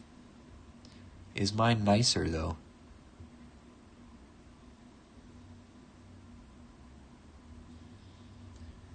Sorry, Grandpa. I know you can't really fight back, but I'm going to be competitive here. I think I won on that one. But, you know, I mean, the 32, I already lost the age race here, so I guess I can't fight too much there. That's cool. That's wild. We got a 65, 66, and a 69. This one's in good shape. Got good luster on it. Wow. That is cool. I'm blown away by this one. That's so neat. Never had one of these before. And there it is. 48 and 49, you need to look at the A in Gracia, and if it points to the denticle or in between them. Okay, no, I think I am. I'm familiar with how this works. Yep. Let me see. That's a 50, 49. Where's the 48? 44, 48. Let me just check my other ones. 40, 46, 43, 42, 51, 45. Okay, so just these two. Need to look at the A in Gracia.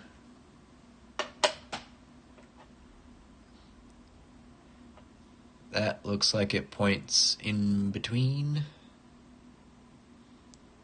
Maybe. Which A in Gracia, by the way?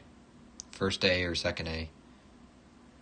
Second A points straight at the denticle. First A points in between.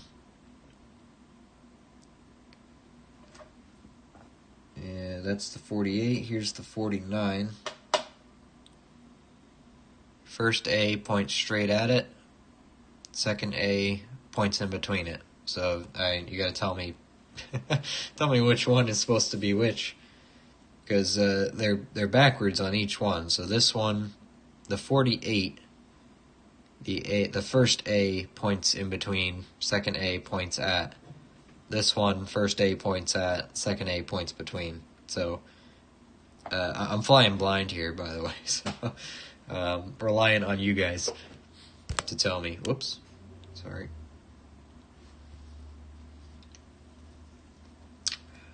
Relying on the outside help here. All my Canadians, start typing. There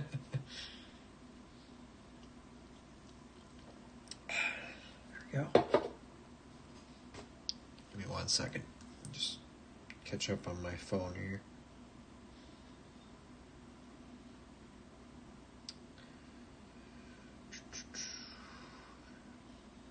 Oh, an electric bill. Did pretty good this month. $60. Not bad at all. Not bad at all.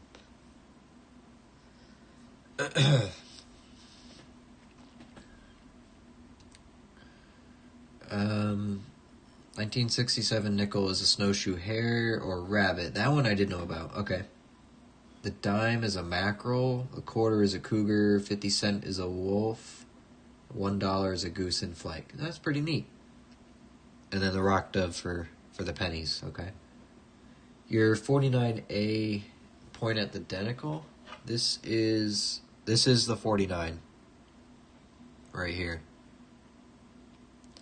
I'm putting it under. This is that one under the scope.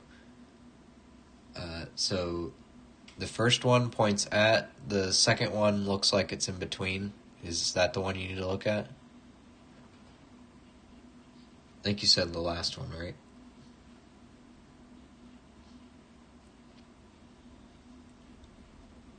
Because the second one, or the first A right here, is pointing right at it. The second one looks like it's pointing in between. And the 1948 I have, it's opposite. The first one points in between. The second one points at. 49 you have looks between the identical. That's the common one. The last one. Okay. So is it the same thing for the 48 then? Because this one, put it onto there, that looks like it's pointing right at it.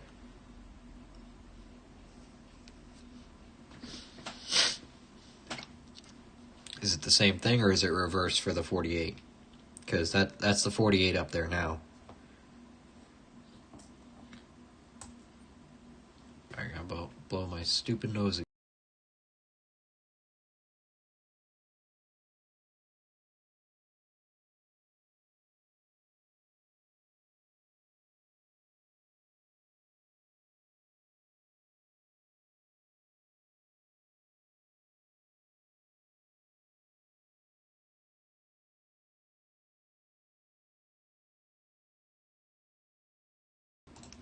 .48 is opposable, like opposite.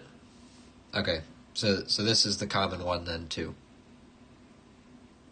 which would make sense. There's only two in here. What are the odds that they're actually the good ones? So, excuse me. Okay, that's cool though. I like these. Especially, like, I never had this many King Georges, and I've never had a King George V. Come on, camera. Never had one of these before. And this design, I mean, bravo Canadians. That looks clean. That's a good coin. 1932. Beautiful. Was not expecting that. I was expecting just a couple 60s Canadians or something. Looks like 48, 8 identical. That's a common one. Okay, so it's swapped. I gotcha. My wife is sick too. Yeah, it's January, February, man. It kills me. And then healthy, clean as a whistle for the rest of the year. No issues at all the rest of the year. It's always January, February destroys me. Then I'm good. Even pollen season I've been doing better, right? Where I just, I have a little allergy meds. Take one a day for a week and you're good for a month. And then after those 4 weeks, take one a day for a week, good for a month. So, but this time of year, man, destroys me. All right, this is cool. We got to move on. We got more to look at. So a whole stack of steel cents. This was wild. I mean, I was not expecting that. These are beautiful, too. Like, that looks great. So I think 3 good ones. The rest of these they're kind of corroded, but they are steel cents. Both those 48 and 49 varieties are still easy to find here, not big money. Okay. It's not really about the money to me, it's about having them. It's like if there's a harder variety to find, I want to find it. Or I want to have it, But these rock duds are cool. But this takes the cake for me. I know there's Canadians here. Bravo to you guys, honestly. Like, this design is pretty simple, but it gets the point across. I like it.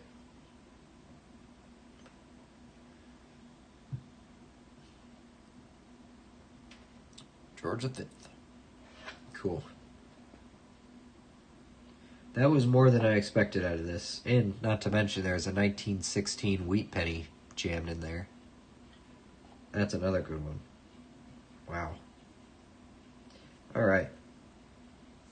Let's put all this, see if I can get all this back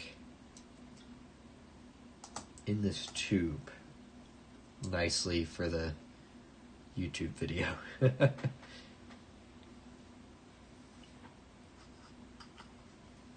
Put all the rock doves in the front, I guess.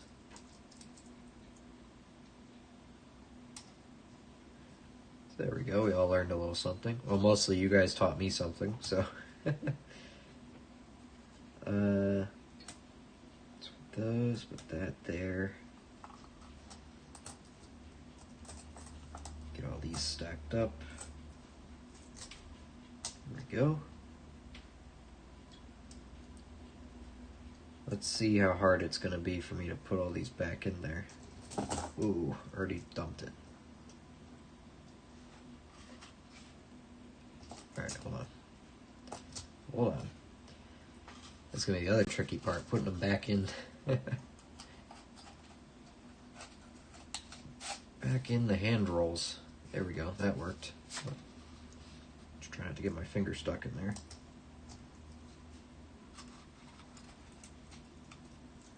There's a joke there somewhere. But I'm smart enough to keep my mouth shut. Alright, there we go.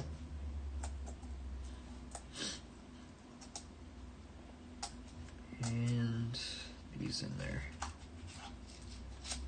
Okay. Very cool. Back how it was. These steels, on the other hand, I don't know if I can get them back in there, but just from the edges you can tell those have been rusting. Those have been rusting. These ones I'm going to take care of, but for now I'm just putting them all back in the rolls for the sake of the YouTube video after. I want to be able to show everyone how I found them, you know. I'll work on that roll after, because that roll's a mess. Okay. So I think that was the baggie. Let's put all these back in there. That was one little baggie in this box. Alright, let's put those over here. Let's get the box back up here. Let's pick something else to look at. Back the camera up. Let me put the microscope away. Alright. Let's see. What else should we look at? This has some nickels in it. Let's look at those. Let's switch from the pennies. Let's look at what nickels he was holding on to. Take a break from those for a second. There's a bag of nickels, and then there's a bag inside of it that says miscellaneous.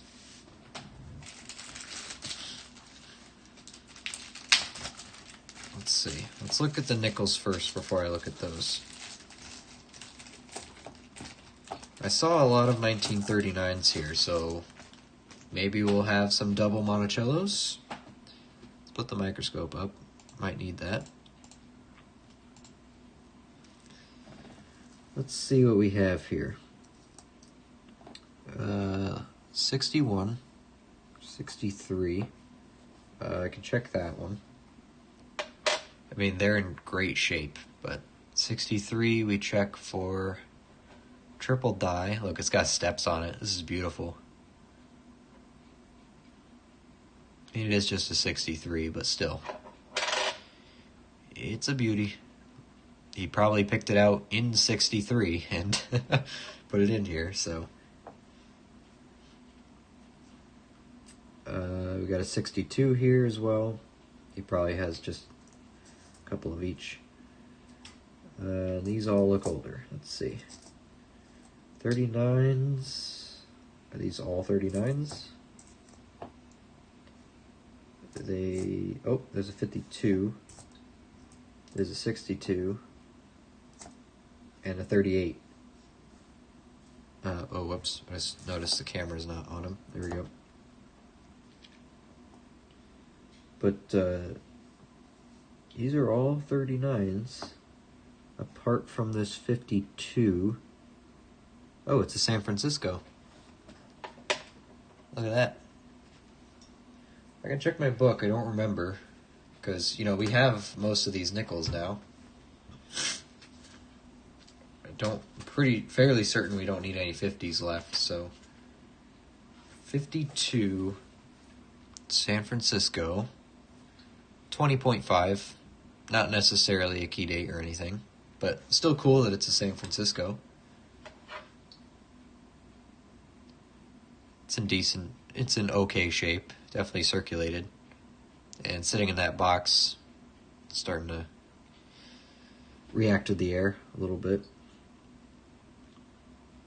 Lots of 39s. There's a 38 here. Oh man, imagine if that was a 38S. The temptation to put it in our own collection.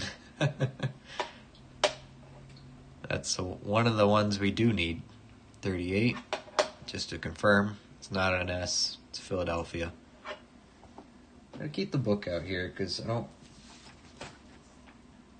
remember if there's any varieties on the 38s. Nothing crazy. But the 39 double Monticello, that's something we're going to look at. So put the 38 up here. That's another 62. These are all 1939. See if we have any mint marks. Philly, Philly, Philly. That's Philly, Philly, Philly, Philly. Because any mint mark is a good mint mark on 39s. Oh, speaking of. Speaking of. Come on. That's a San Francisco. That's a good one. 39S. That is a key date. 6.6 million. We do have this one. We did find one. Do I have a 39 Denver? Hold on. Let's take the book out. 38 to 61. These books, the link is in the stream description if you want to get your own nickel books. Did find a 39 Denver. Okay, so we got that out of the way. We need the 38S. We do have a 39S as well. So we're all good in this book. The 39S we have under the scope, though, I think is a lot nicer than the one I have. That's a 50...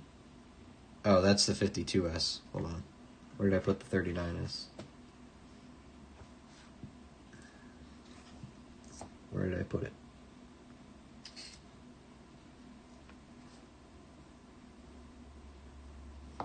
Oh wait, am I stupid and did I pick up the 52? I might be stupid. Hold on.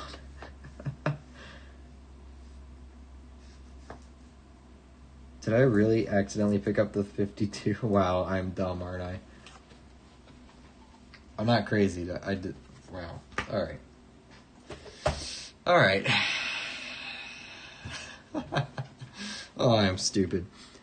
I think I took the 52 off and put it over here. Went through them, and yeah. No, that was the 52. Never mind. False alarm. Not a 39S. These are all just normal 39 Phillies. Okay. Moving on very quickly from that. Let's look for double Monticello on these. That one's kind of beat up. But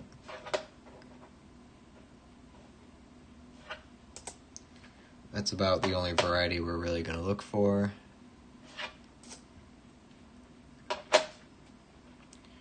Wow, I feel stupid. Not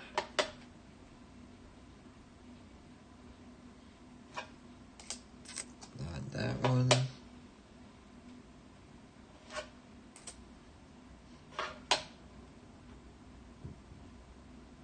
On that one.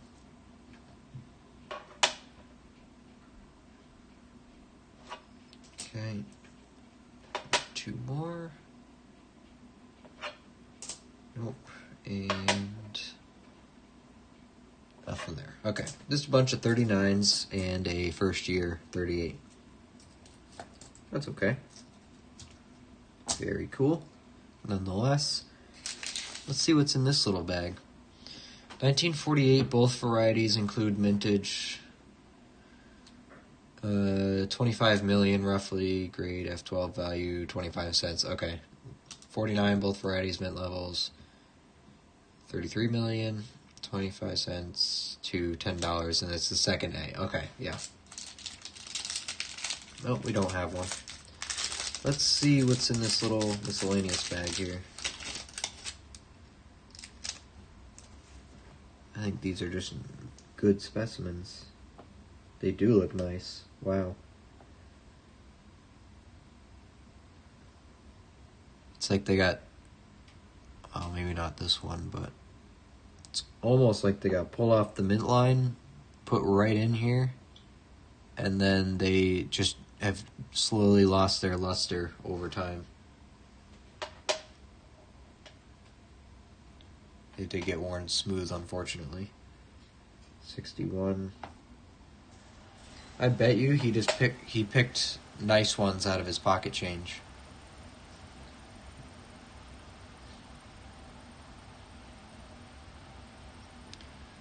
This one's got some dye wear, but it's not doubling. It's pretty good dye wear, though. Like, it's clean dye wear. Look at that. That's the 62. 64 is a Philly. So yeah, just all the luster has gently gone away. He was just picking nice specimens out for the miscellaneous bag. Okay, let's put those back in.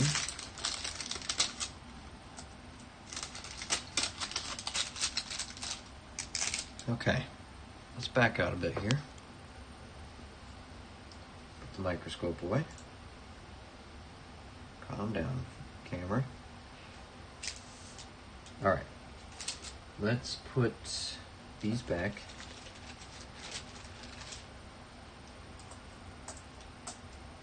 Cool little bag. I mean, it's definitely stuff I collect. The 39s, that's wild. There's a lot of them in there. And just some nice specimens.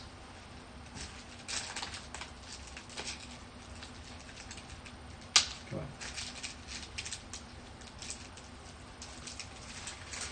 Okay. Put that aside. Alright, let's get the box back out. Let's pick something else to look at. I think we gotta break into some more of these penny rolls here. So I wanna look at the one that caught my eye when I first looked at this box. And I'm gonna put the gloves on for it. Just in case.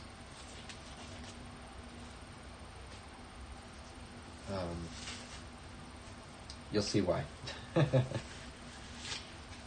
Some of you at the very beginning of the stream already know, but those of you that don't, just give me a couple seconds here, and I will show you why I'm excited. Stupid. Hold on.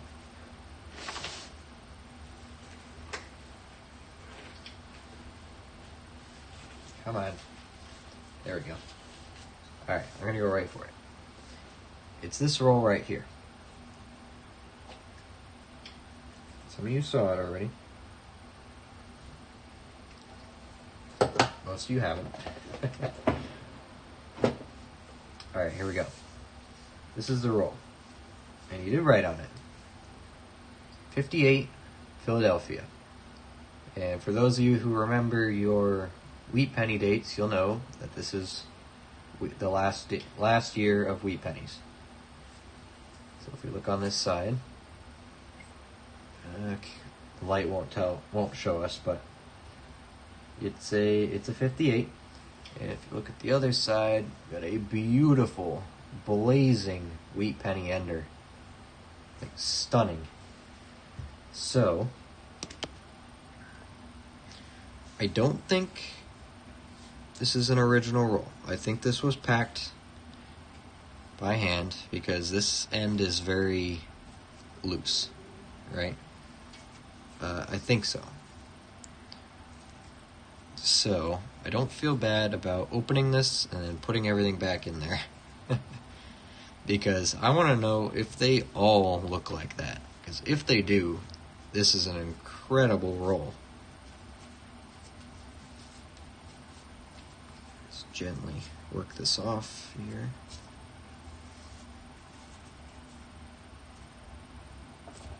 Okay, here we go. I'm excited. Oh, they're a little. So it's definitely not bank wrapped because they're back to back.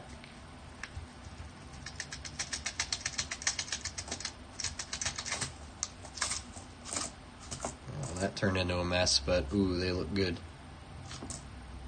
They look very good.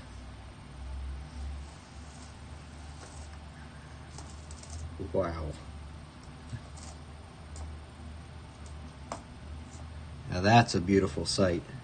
These look amazing in person, by the way. The camera just does not do it justice. Let me see if I can change this.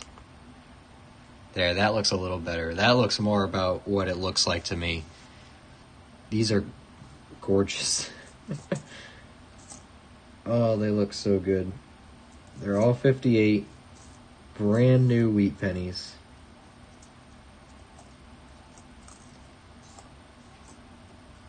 Brand new. Super shiny. I'd say these are uncirculated. Like, this was a fresh roll, and I bet he put them back. Like, this is incredible. Put this at a little angle so you can. Is it gonna show that? Oh, I just can't get the luster right. The camera doesn't do it justice at all. These are amazing.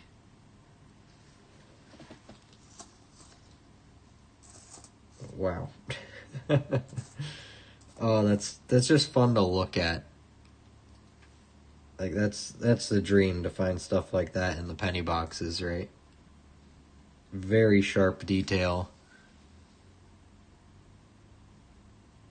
Great condition. I'm gonna gently put it under here. Oops, I had the microscope turned off. Hey, look at that.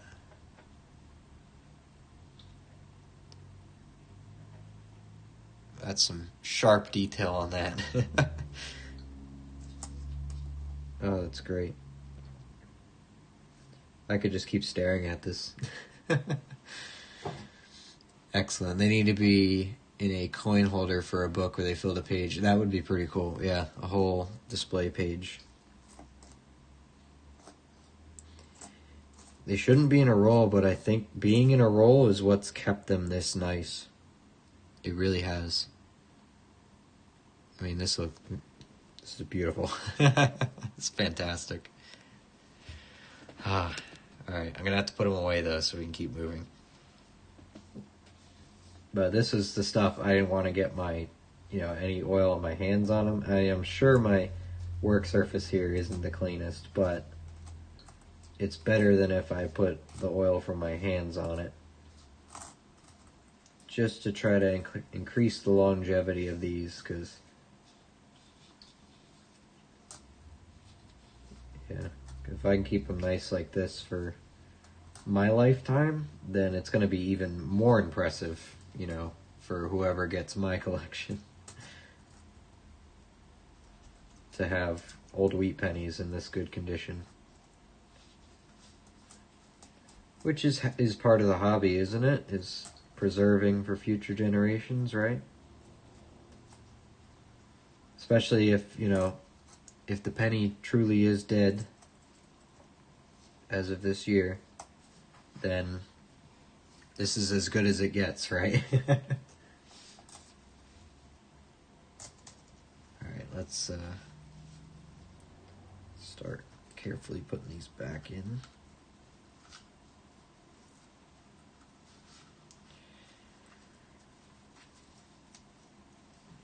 If they want to.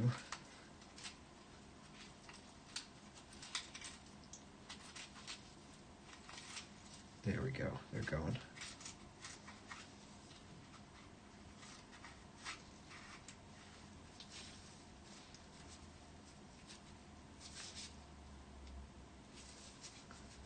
They are crooked.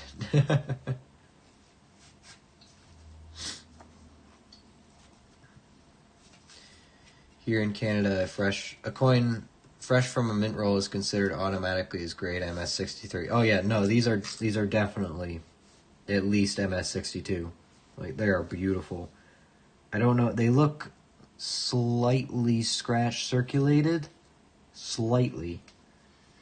So, and again, I can't ask him or go back in time to figure it out, but I would bet you he got a new roll in 1958. Or something, and just put them all, once he realized what they were, put them all back in here, and then just squish the roll closed, because they were all like back and forth. They weren't all in the same direction, so it wasn't brand new.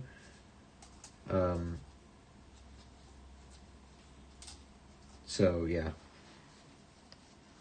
but man, no, they look good. They're in great shape. Definitely mint state condition. No doubt about it. There's probably a really nice one in here that could be graded, but I don't know, not really worth it. I mean, I'm sure there's varieties in 1958, but these are all Philadelphia's. They likely came from the same batch. So if one of them's not messed up, the rest likely aren't. But this is amazing. This I expected. The steel sense, however, I did not.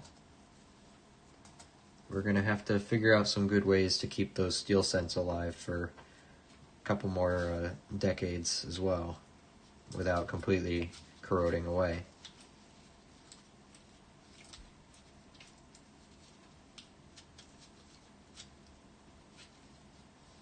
You gotta remember, I got that one under the microscope too.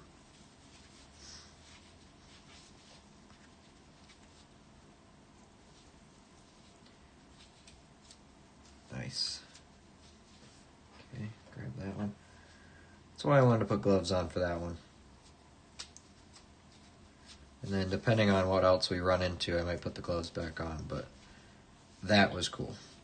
That was very, very cool. I'll take them out again for the YouTube video, but then I might put them back in here, because this did a fantastic job over the years keeping those looking like that. So until I find a good way to display them without, ruining them over time, I might just keep it just like that. So there we go. That was the one I really wanted to look at.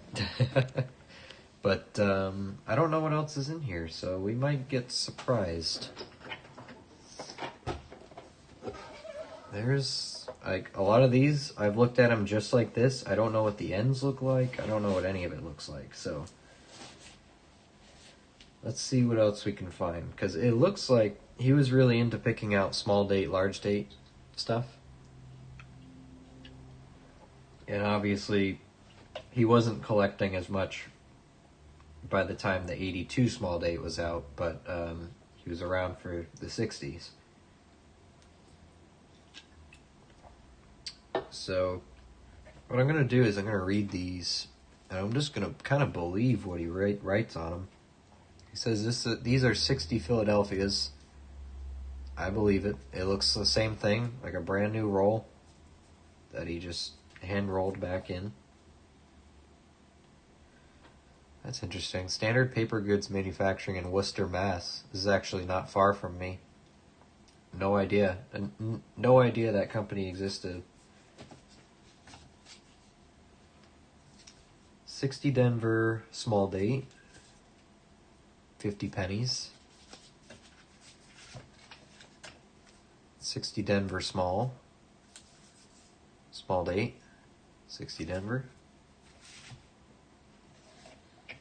59 Philadelphia. It's a bankroll. So that's first year Lincoln Memorial. If we have a whole roll of those in good shape, that's pretty good too. Now, what's going on with these?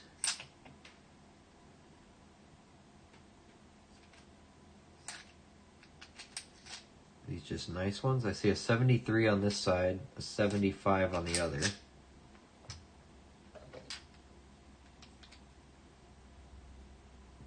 $62.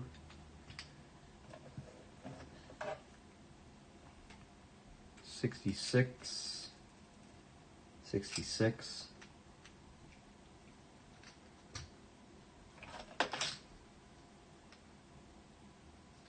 Oh, what's on that end? 69 on this end. They all look like they're mint state.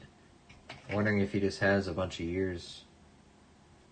1970. Full 1970. 1965, 65. 69 Denver. 69 Denver.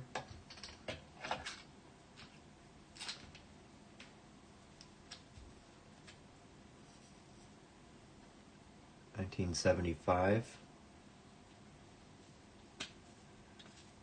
I'm willing to bet he was just making full rolls of really nice condition of each year.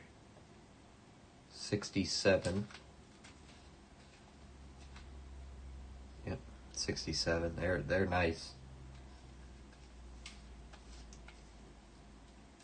That tube is cracked too.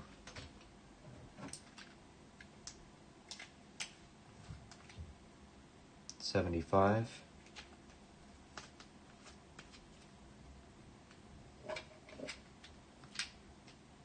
$75 again. He likes 75s. Oh, to 77.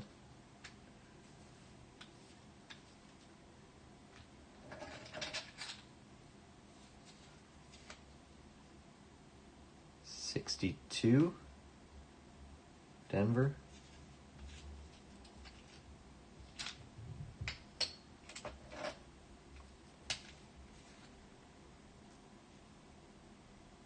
What does that say? 64.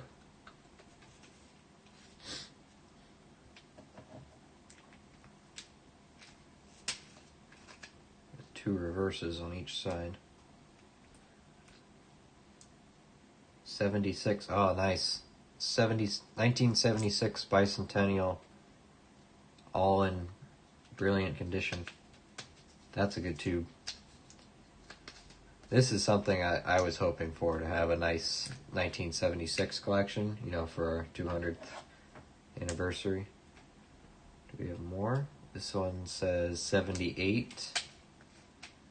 78.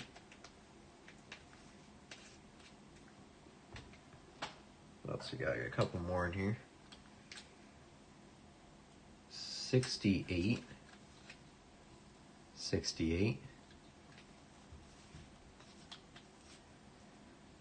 Looks to me he started to make BU rolls of random date pennies. Yeah, that's what it seems. Like, as they came out, that's what it looks like. There is a very fat penny on the bottom of this. 1975. What the? That looks different, doesn't it? It is fat too. It's stuck in there. It's a counterfeit?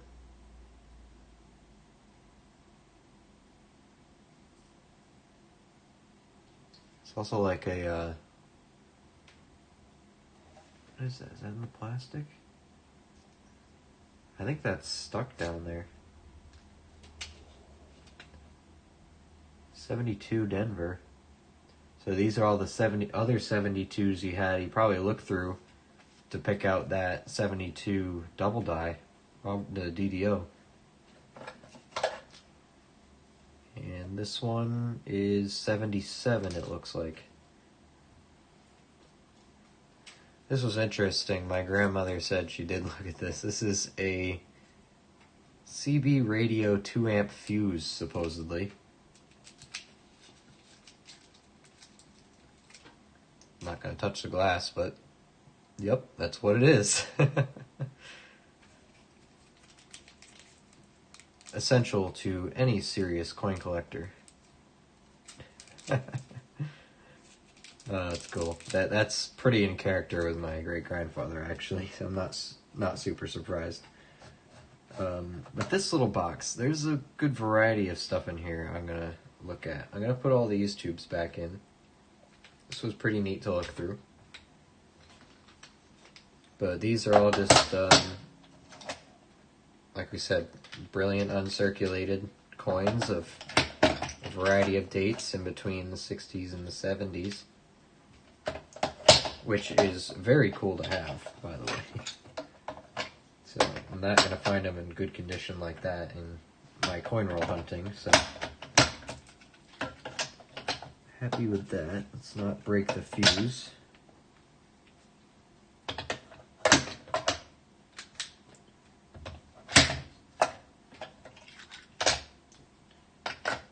Alright. Let's take a look at this box that was in there. See what else we got. That I am interested in. These pennies I'll set aside. Because I see some steel in here too.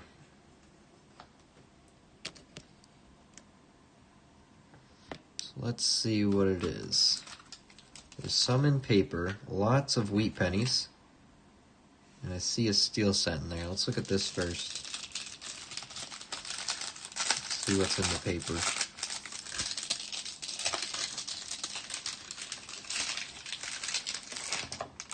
Oops. Oh, they punched? Look at this one first. This one's obviously punched. Come on, camera. Freemasons? Is that what that is?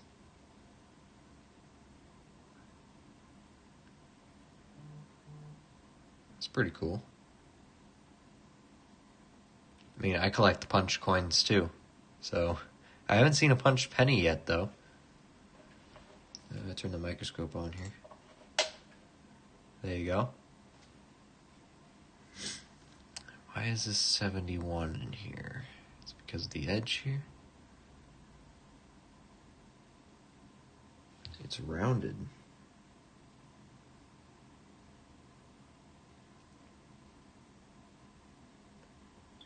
Huh. Not sure. I'm fairly certain that's post-mint damage. It's got a wide rim on it, but I mean, maybe it was made at the mint, but that looks pretty consistent with post-mint damage. Let's throw it under here real quick.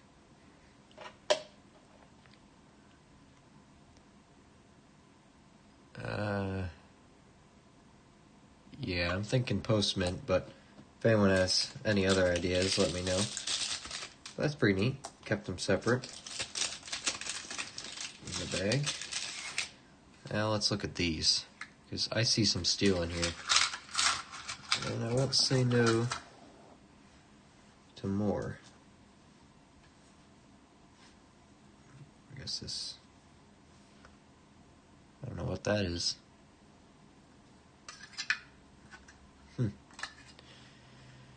71 is a clipped planchet. Oh, it is. Okay, so it is a mint. It is mint damage. Interesting. So the big thing that I would look for in these, because obviously some of these are older, I want to see if we have any 1909s in here, some first year, because I haven't seen an Indian head or anything. I don't think he's got one in here, but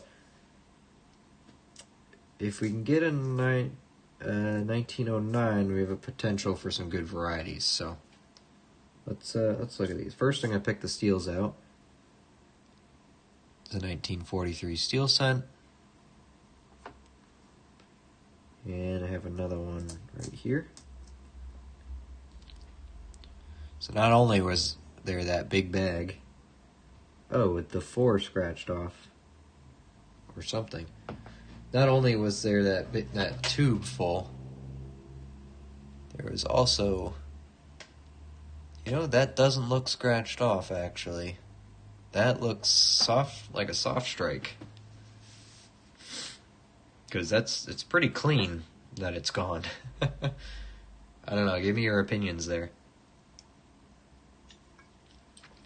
I'll leave it up for now. Let's start picking these dates out. Let's keep the stack up here and I'll organize a row maybe. But let me back it out just a bit. Alright, let's see. Got a 1916. Yeah, I'll try to do something like this here. Got a 55 Denver. Doesn't look like the double die. Got a 1920. Really worn. About a 20. This one looks super worn. That is a 45S. Let me take this one out for a second. 45S, yep. It looks like an E for some reason. 45S. We got a 1930 Philadelphia. 1928 Philadelphia. 55 Denver again. 1917. 1919 Denver. No, I haven't seen a mint mark on anything that old before. Just gonna look it up real quick. Pennies. Let's get over there to 1919. 19 Denver, 57 million. Okay, it's not crazy. But, let's see, what were the varieties on the steels? Do they have any? 43 Denver, boldly doubled mint mark. It's the main variety, I guess. For anyone wondering what I'm looking at, I'm looking here. But I don't think we found a 43 Denver. I think all the 43s we have been Phillies. And if you do want one of these books, by the way, it tells you everything about everything. Literally everything having to do with American currency. And even colonial issues for that matter. United States Red Book 2025. There's a link in the stream description here. You can take a look at it on Amazon. It's actually a pretty good deal, I think. I don't remember. I think it's like $16, something like that. If you're into coin collecting or getting into coin collecting, this is a must-have. So if you use my link in the description there, it'll take you right to the Amazon page. So there you go. 44S.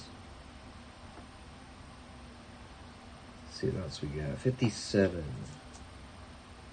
52. I'm going to need a new row for 50s probably. Put those down here.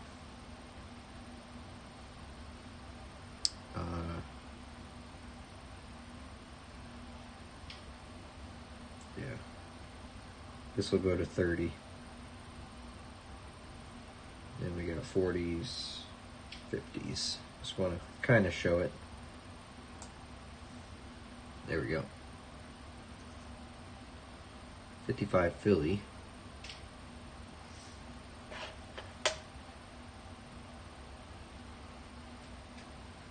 Check if it's the double die. Is that a poor man's or is that dieware?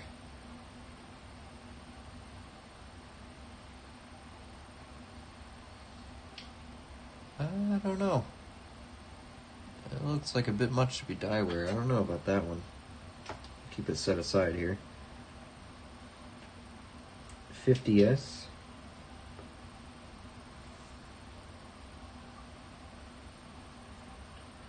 $19.11. That's a new oldie. 1925.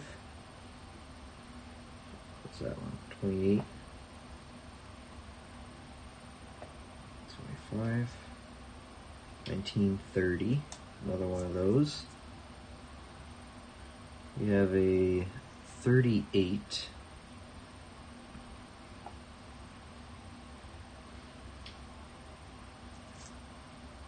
1920.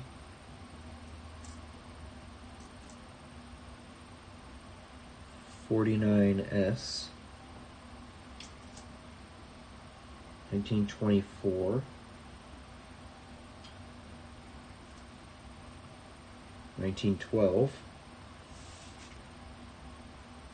Still back there. I'd love to see a 1909. 1917 Denver. That's what I'm going to look at. Just because of the mint mark. 17 Denver isn't bad. 55 million. We're getting lower. Getting lower. 17 Denver, Philly. 1950S, another one of those. Another 50S. I'm just kind of picking at random, by the way. 1930. 39. 45S. Another one of those. 50 Denver. If only you were a nickel, huh? Another 55. Just a normal one. 54S. 1926.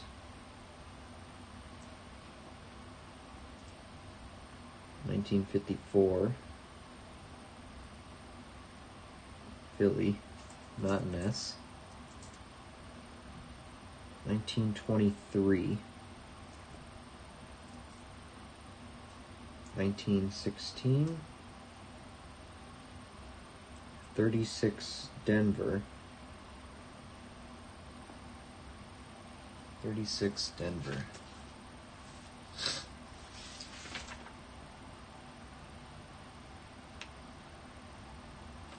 $40 million, which I guess for pennies is pretty good. 44S. 57. 1920. Some damage there. Burned. 1920. 1950S. Another one. What was this one? Someone punched a hat and a beard on him. You know Lincoln's got a beard already, right? Gave him a hard hat. Big old beard. Unless he's meant to be like a soldier. It's like trench art, maybe. There's a World War I helmet looking. Still pretty cool. If it's meant to be a chin strap and maybe they messed it up a couple times. 1917 would fall right in the middle of the First World War. 26. 21.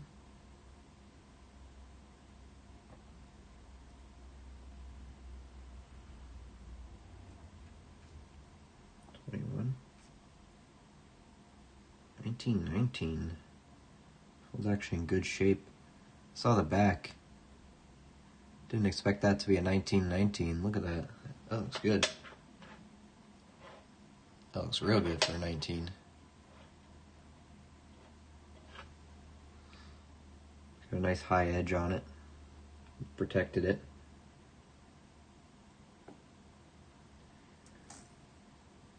$18.50s. Another one of those. A 20s. 20s, you say? 46 million. Not a key date. 1930. 1930. 53s.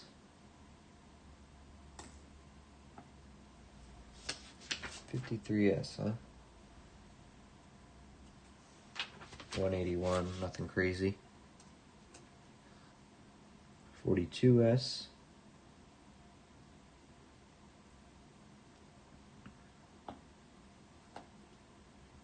1923. Philly. 28. Is that a 28? It's a 28. 1938. 1920. 17.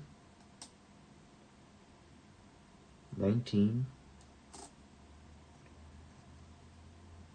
25. 1930. There's another 55 Philly. Doesn't look like the double die.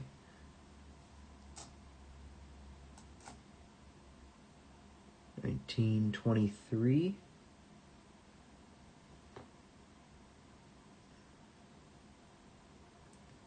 Didn't plan out this whole layout thing very well. I didn't expect to have this many oldies and so few 50s.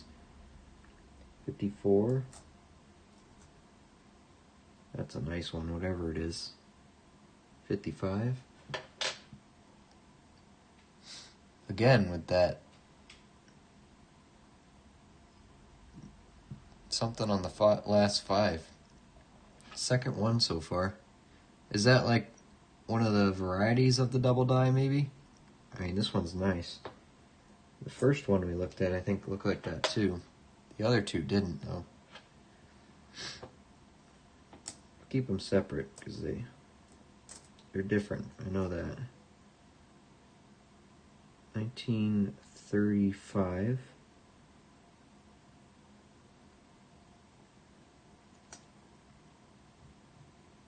1919S.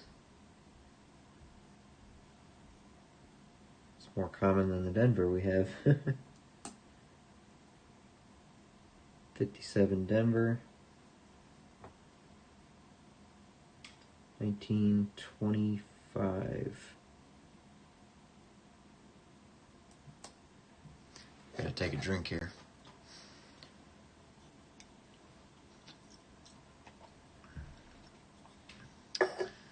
I had a friend who worked for Homeland Security in the U.S. once told me that he read approximately 30% of U.S. coins still circulate in Canada. That is crazy. I believe it, though. You know, being close neighbors, I bet a good percentage of your coinage circulates in the U.S. Still circulates in the U.S. Given how, you know, often that we pick Canadian currency out of coin rolls, you know, it doesn't surprise me. It really doesn't. It's wild to think about, but we share a lot over that border. Some things we shouldn't, but other things we do. First 1918 really didn't organize this well. I know there's some coins here you can't even see, but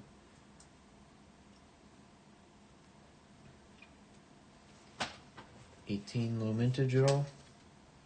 Nope, not really.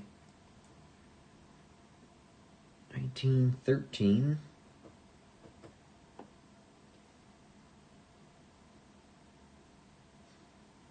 I don't know how to tell if this is a proof or not, but they made proofs in 1913 in Philly.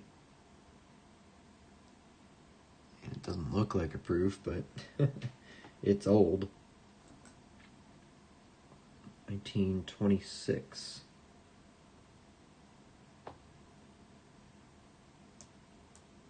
It's those ones. 1930. 44S. 50S. 1921 Philly. 55 Denver. And last one. 1910, new oldest. Didn't hit 1909 though. Sad, unfortunate, but hey, it's the closest we've ever gotten. Absolutely closest we've ever gotten. Yeah, no, I didn't do very well laying these out, but Wow. Wow, wow, wow. All right. Man, I gotta take a break now. Raider, how you doing? What are we doing today? Oh, boy. And you missed it. We've been through most of it already, but I inherited my great-grandfather's coin collection, and we've been going through it. It was all in this big lockbox here. And we've been picking some cool stuff out. We just went through his wheat penny little container here that was inside of the lockbox. And we just laid it all out into dates, what he had. I was hoping for a 1909. We didn't get the first year. We didn't quite get back there. No chance for a VDB or anything like that. But closest we got, oldest coin. Come on, camera. Barely see it. Really faded out, 1910. So 115 years old. Wild stuff. Wild, wild stuff. Yep, 1910. They made 4,000 proofs in Philly, but I don't know how to tell if that's a proof or not. There was one steel cent in that one too. But again, we had the whole roll of steel cents earlier. For those of you who missed it, this was a surprise to everybody. But if you back up far enough, you'll find it. Whole roll of these really, some of them were really nice. 1943 steels with not a lot of corrosion on them. Very nice. So I got to work to keep these three on the end were the really nice ones. The rest of them are all 43s, steels, but time has started taking its toll on them. You know, they react with the air very easily, start corroding out. So I'm going to do my best to keep these nice ones nice because they don't get any better. You got to keep them how they are. So that was a great surprise. I was happy with that. But other notable finds was we had an entire roll here of 1958 last year wheat pennies, and they all looked like this in beautiful condition, just like that. Whole roll of them. We did pull them out, dump them out. If you back up in the stream a little bit, you might be able to find this, but it's probably about an hour ago now. That was amazing. And then these are the rest of the wheat pennies that we looked through. So we got to pick out a 1910 oldest coin. I'm very happy with that. I was hoping for a 1909, hoping for maybe an Indian head, but I can't complain with what we have here. I'm going to keep all this separate from my collection, by the way. This was great-grandpa's, so it'll stay great-grandpa's. I'm not going to mix it in and cheat and, take some of it. But this 43 I am interested in because that looks like soft strike or something. That wasn't scratched off. So that happened at the mint. I'm thinking. So I don't know what's up with that. But I think that does it for the wheat pennies. So we do have foreigns to look through now. First, though, I'm going to have to grab a bottle of water because we've been chatting. Throat's starting to hurt here. So let me go grab a water bottle real quick. And for those of you who missed it right at the start, I'll show this off. 1971 San Francisco proof Eisenhower 40% silver dollar. It's the first time I've ever held a silver dollar before, but we have one now, and it's a proof. What more can you ask for than that? So it's been a wild adventure so far, and we still have more to look at. So give me 1 second. I'm gonna go grab a bottle of water.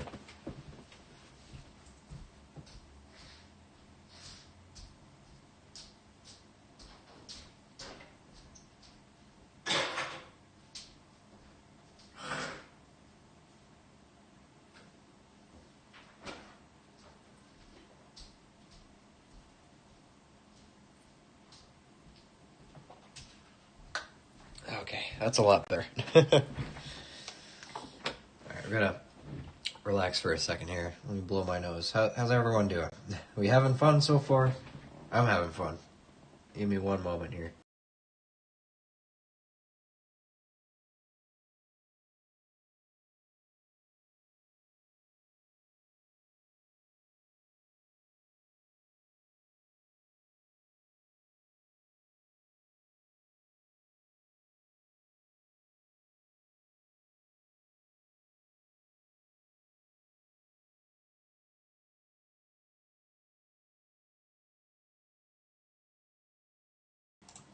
Alright. Seaweed says, when I hunt 20 rolls of Canadian nickels in my streams, I can average 10 to 12 US nickels in my hunts. Yeah, I believe it. I do. If I can average 1 or 2 Canadian nickels per box here in the States, when we have a lot more coins in circulation, that's still a pretty good percentage that are Canadian, lodged in our currency. So, yes, I absolutely believe it.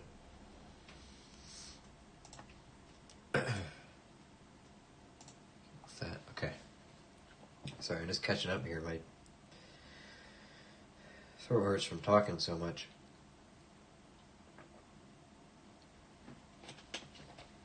But I'm having a good time. This is fun. There's something here I pulled out. I did have to pull it out because it had personal information on it. We'll look at it real quick. Ooh, okay.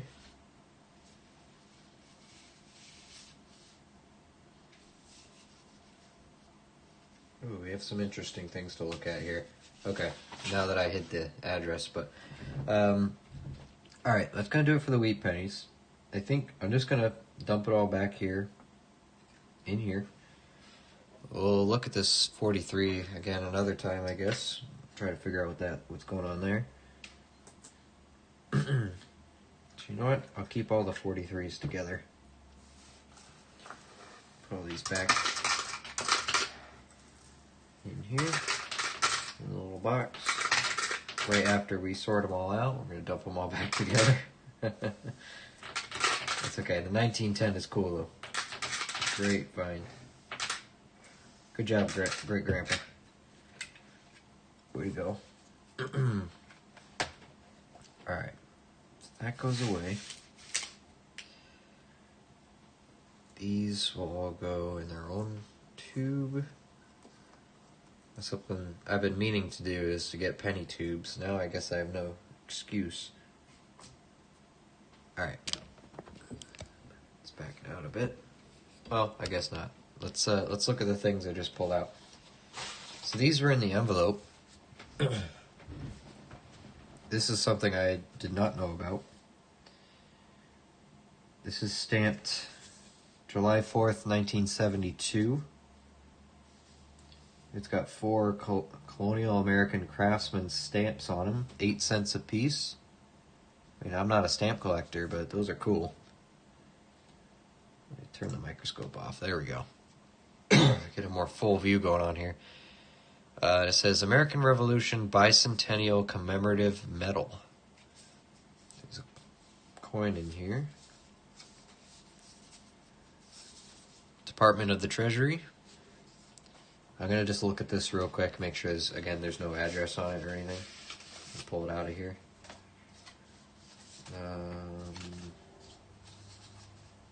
Okay, there's not.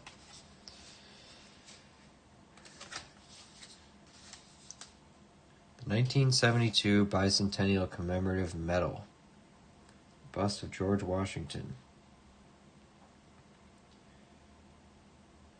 In 1785, Jean-Antoine Houdon, noted French sculptor, arrived in the U.S. at the behest of Governor Harrison of Virginia to prepare model plaster molds of George Washington's head, neck, and shoulders for an official statue.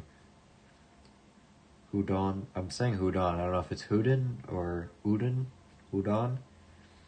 Houdon's resulting life mask is the only one of Washington. The subsequent statue of Washington cast from the Houdon life mask was erected in Richmond, Virginia, May 14, 1796, This right profile of Washington was taken from the Houdon bust. Shown under the profile of Washington in miniature is the official symbol of the American Revolution bicentennial. I'm going to read that in a second. I want to look at the medal. American Revolution bicentennial medal. This is apparently the official symbol. Minted in Philadelphia, George Washington. So that's cool. It's the only actual real life sculpture of his face, made from a cast. The side says Sons of Liberty. It's got the join or die snake on it. I don't know what this is. Oh, my microscope isn't up. What's this over here?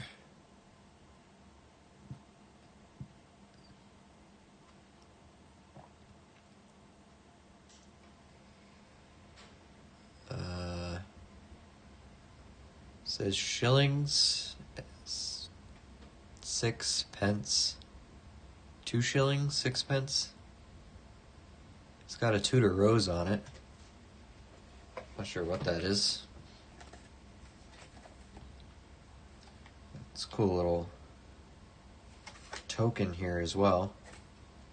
Let's read the back of this. The bicentennial commemorative stamps appropriately honor colonial craftsmen, many of whom are members of the Sons of Liberty. First issue. Oh, they're talking about the stamps now. Talking about these. First day of issue postmark from Williamsburg, Virginia. It is both historically and contemporarily fitting. Excuse me. This restored one-time capital of Virginia with its replicated shops and attendants and colonial garb give today's visitors a glimpse of early life in colonial America. Okay, we have one of these villages kind of near where I live. It's where they live out the day as if they're in colonial times, and you can walk around and, go in the shops and meet the blacksmith, stuff like that. It was at Williamsburg that the Virginia House of Burgess voted to join their New England counterparts as Americans. Of the craftsmen depicted, the glassblower, the hatter, and the wig maker. So there are different ones here. Glassblower, the hat maker, wig maker, were introduced to America during the 17th century in Virginia. The fourth silver crafting began in Boston.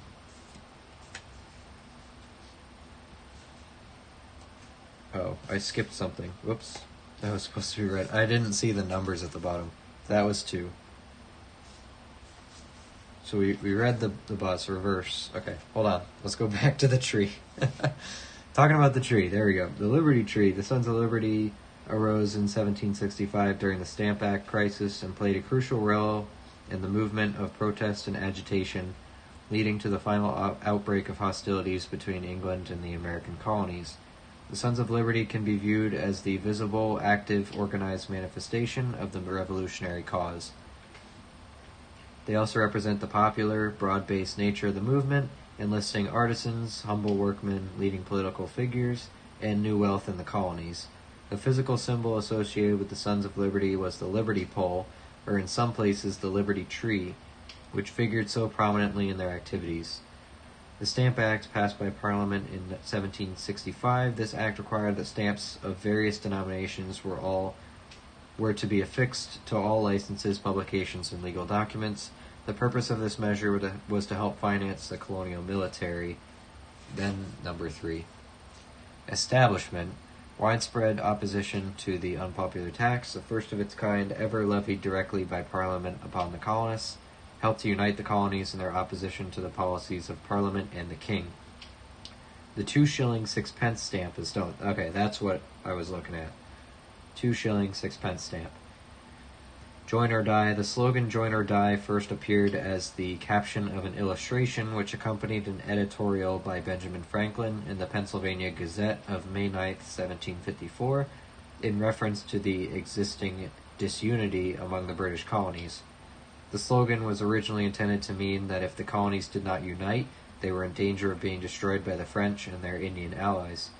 Later, during the Revolutionary War, the slogan was interpreted to signify that the colonies must unite in their struggle for political rights against domination and interference by Parliament and the Crown. And then it moves on to the stamps. Okay.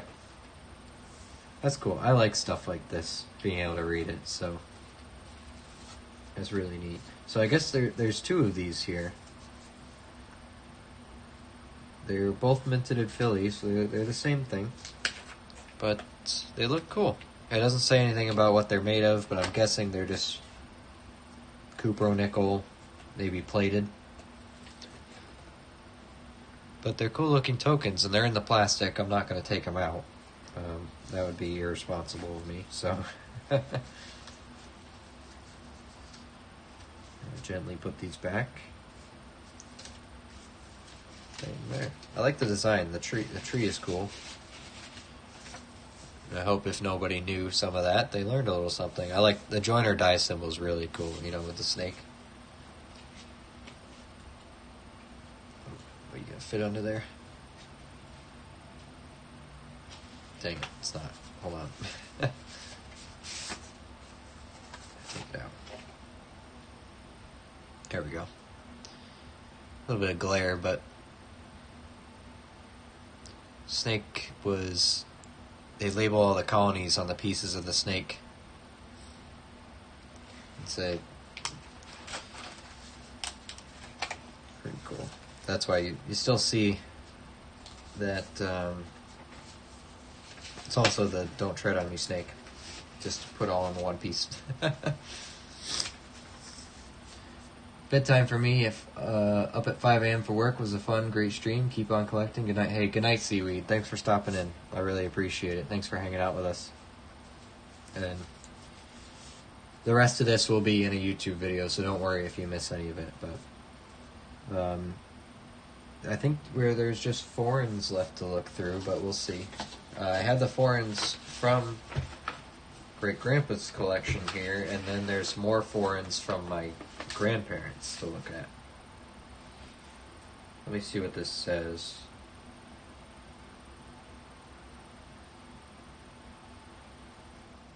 Official business penalties 72. Huh, okay. So this bag was in that box too. So this was Great-Grandpa's foreign coins. I expect these to be a little bit older. Let's see what we got here.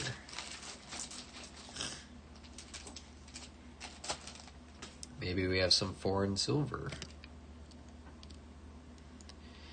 This I recognize right away. This is a 20 Rappen. This is going to be Swiss. Yep. Wait, is that really 1884?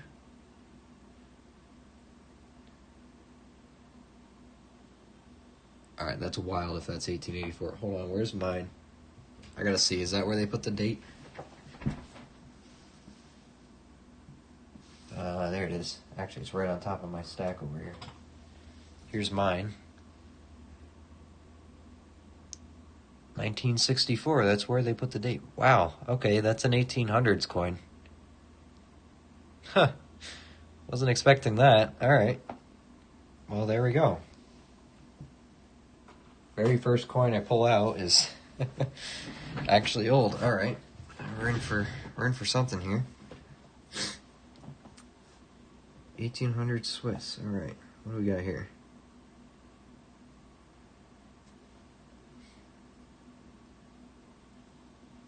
Queen Victoria. Canadian dime.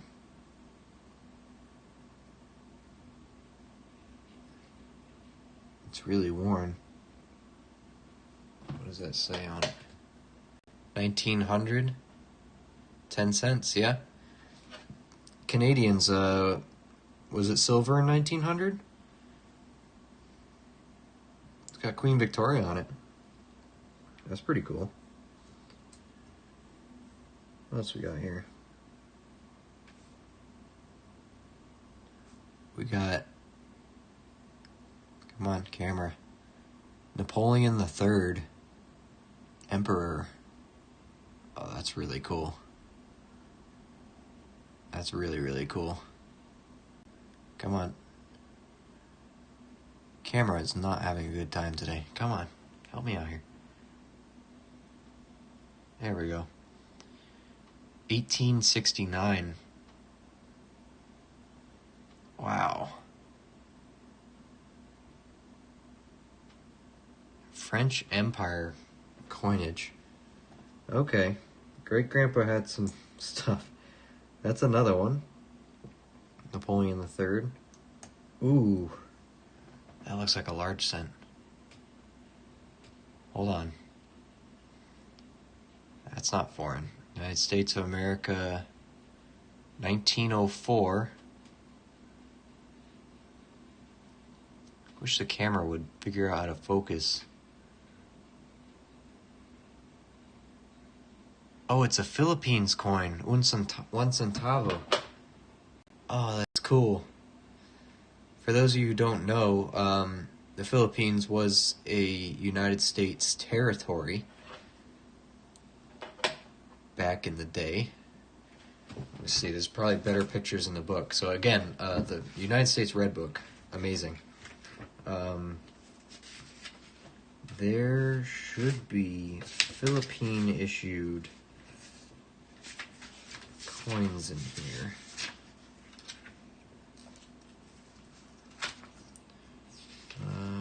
Let's see.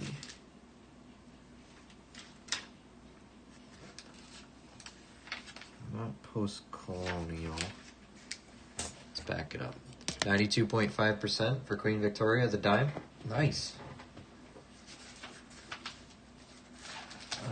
Okay, I gotta find where these Philippines coins are gonna be.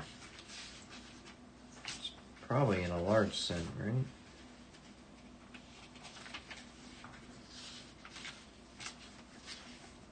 $1904.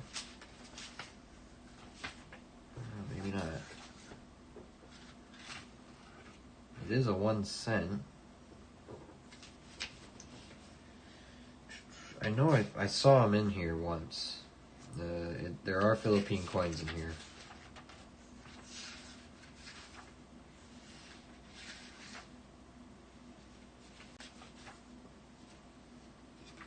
We're kind of getting back there. Excuse me.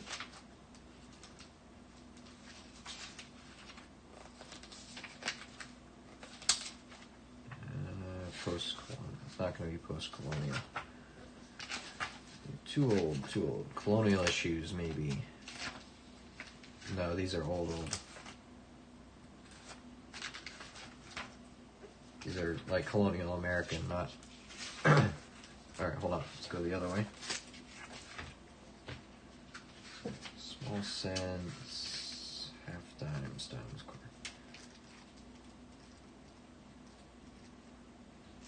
Commemorations. Hold on. Proofs, gold bullion. Oh, there we go. Hold on.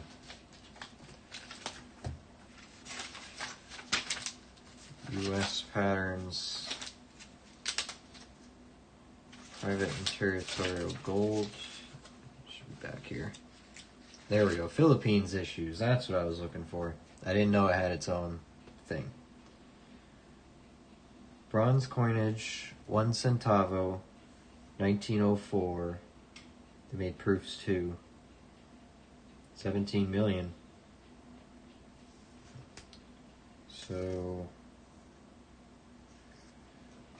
this is what it's supposed to look like right here, front and back, for the half and the full. And you can see this one is just very worn away, but it's there.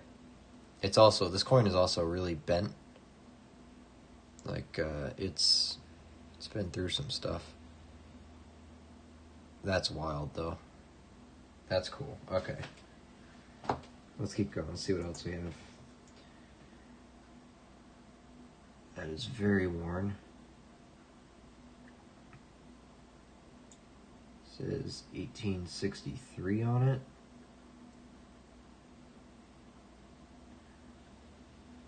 don't even know what this would be.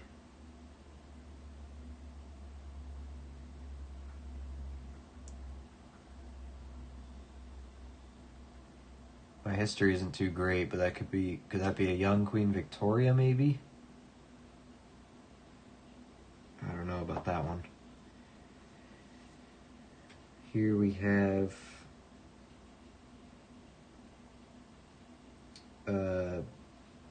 Edward the Seventh, Canada, 1 cent, 1902. It's a large cent. We got another one here, 1904. What a beautiful design. These are really nice. This 1902 is actually in great shape. That's in great shape. What's this little guy?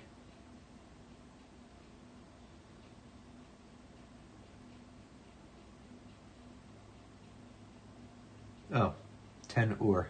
Just had to flip it over. We learned from last time that this is Danish or Norwegian, whichever one. But at the point of 1899, the crown's still united. I say united lightly, but I think that's a British coin, Victoria, 1863.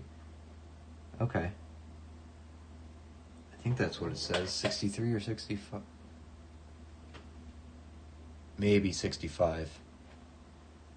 But there's a seated figure on the reverse, and then because that looks like it's a young head design for somebody, and Queen Victoria is the only thing I can think of in that, date range.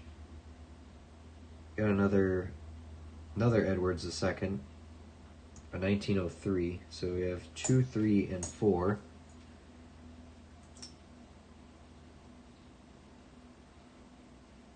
Is that Napoleon III again? Come on. Napoleon III. Yeah, that's a French eagle right there. I can't see the rest of it, but that's a French eagle. No doubt about that one. Got King George V. This one's slightly newer. Well, I say compared to the rest. So 1 penny in 1912. That's in good shape. Large penny. Look at the detail left on that still. That's nice. That's really nice. I like that.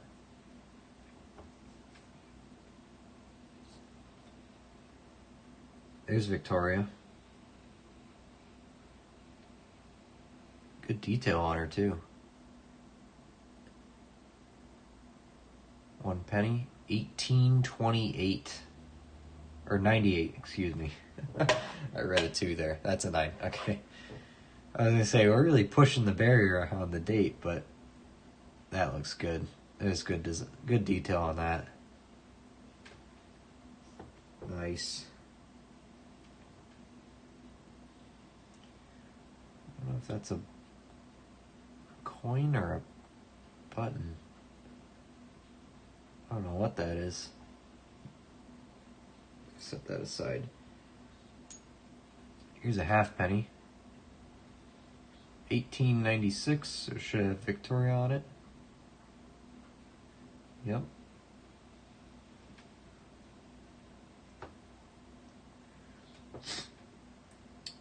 That's the same coin as your 1865. Oh, this one? No, that's the French one. This one.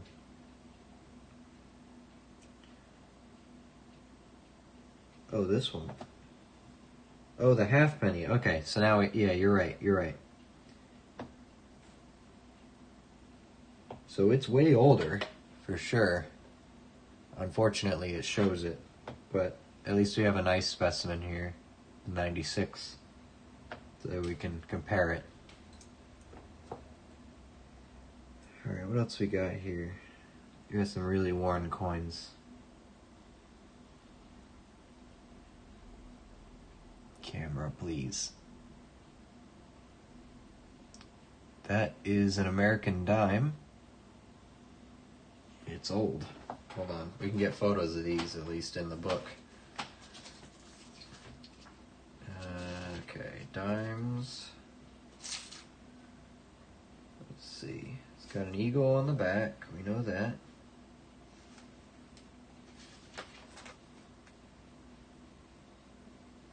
It's not going to be those. Oh, this might be old. It's not Mercury, not Barber. It's not any of these. Not any of those. There it is. It's one of these. A capped bust. So it's between 1809 and 1837 because I can see this eagle on it. See that? That's the eagle. And then the 10 cents. It's marked pretty clearly there. I'm not sure if we're going to get a date on that, though. I see the 18. Let's try. Oh, wait, I think I can see it. 1830. I'm trying to get it in my hand so I can angle it. 36.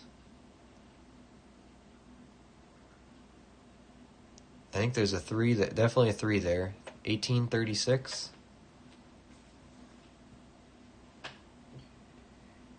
That is 89% silver.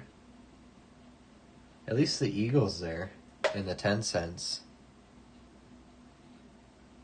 The shield is shield's staying strong. Okay, cool. Got more silver there. French Republic coin.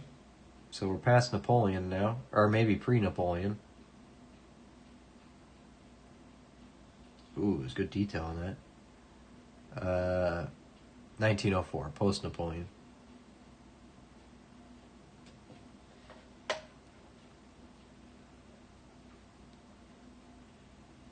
$50 centimes.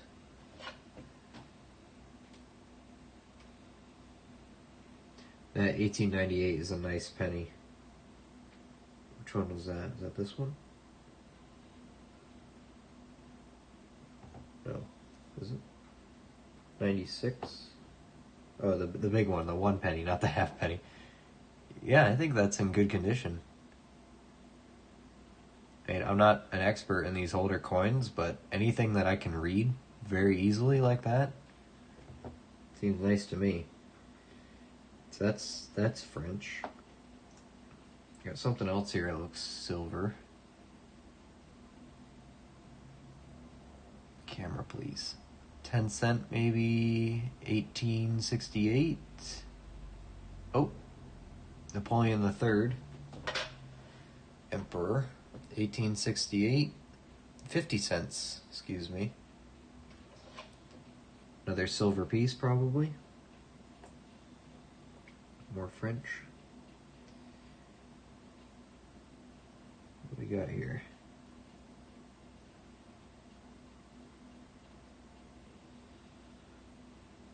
Oh, Magyar.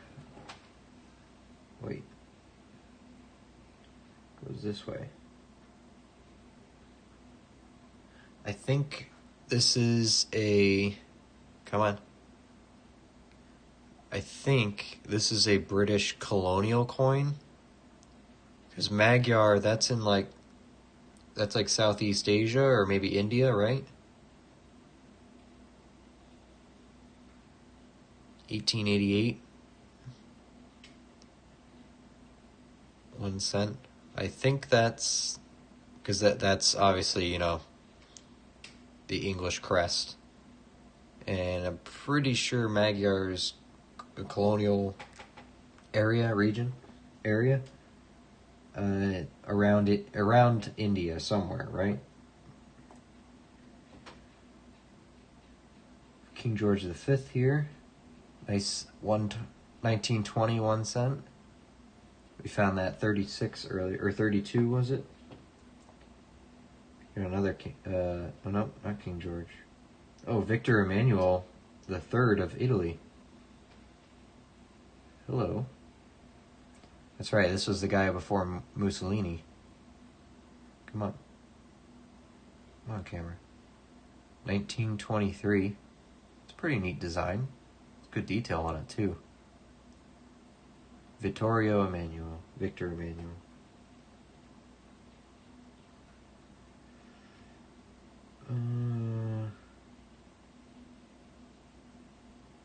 2 or. Okay, so Danish. 1898. Well, it's got the 3 crowns, like Sweden, Norway, and Denmark.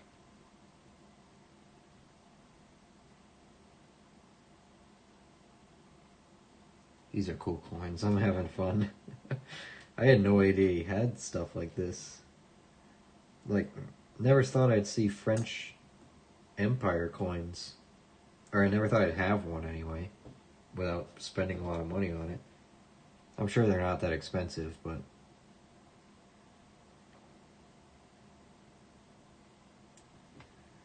It's good detail on this. Is the hole supposed to be there, though? 1917, Liberté, Égalité, Fraternité. 10 cents. Another French coin, maybe. Republic of France. Just great detail on that. Look at that. Oh yeah, that's the revolutionary or republic mark, whatever you want to call it. Revolutionary mark. I forget what they call it. Not crest, but that's cool. I still don't know what this is. Really don't know what that is. But I want to open this bag, see what's in this.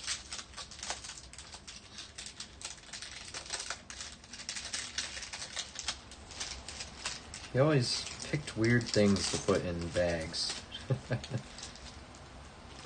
Tunisia? This thing? Oh, you talking about, is this the French, like Algiers? Is that what you're talking about, or are we talking about this? I didn't even think about that. It could be Algiers. Okay.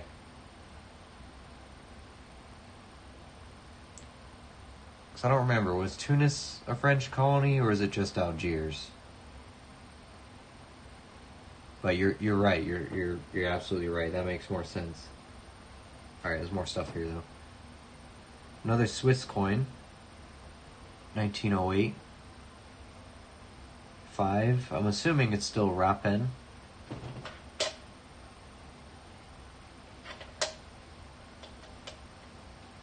There's great detail on her still. For 1908, that's a beautiful coin. I wonder if that's silver. Algiers, yeah, okay. So we're in agreement there. This is another French Republic coin.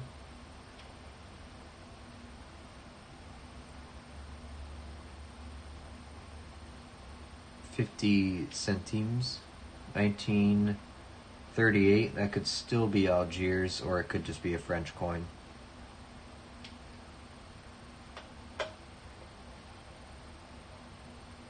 That's cool.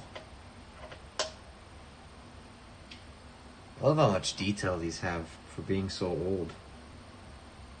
Alright, well, there's another small one here. Queen Victoria, in a Canadian one.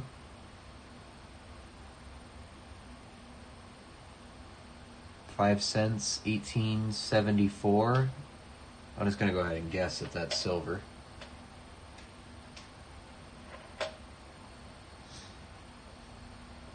Queen Victoria. What's this one? 5 centavos. 1958. We're a bit newer here.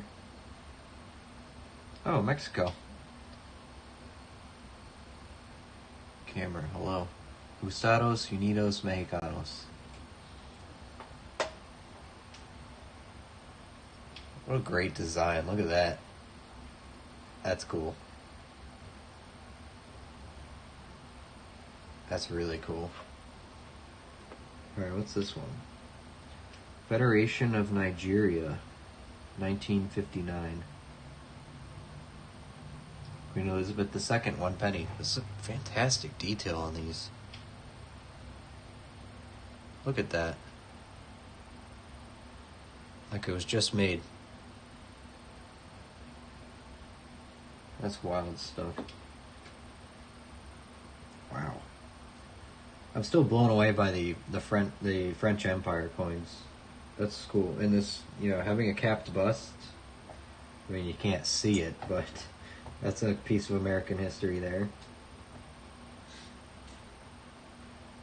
It's not gradable at all.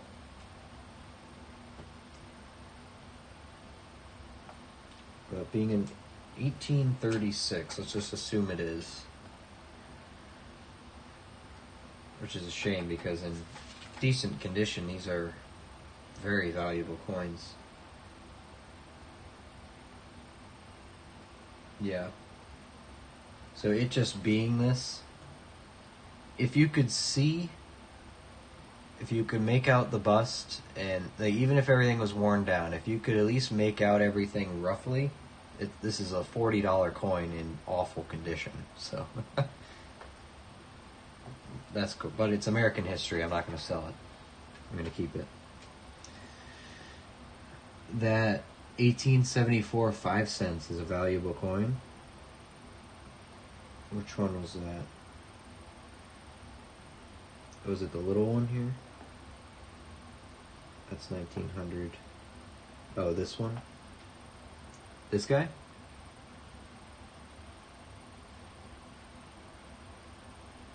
It's tiny. I mean, it's in good shape. You can read it. What kind of valuable are you talking about? I'm still not going to sell it. I'm going to keep it, but I'm guessing it's silver, right? But I'm guessing it has more value than just its silver value. Oh, this is so cool. I need more water. My throat hurts, dude.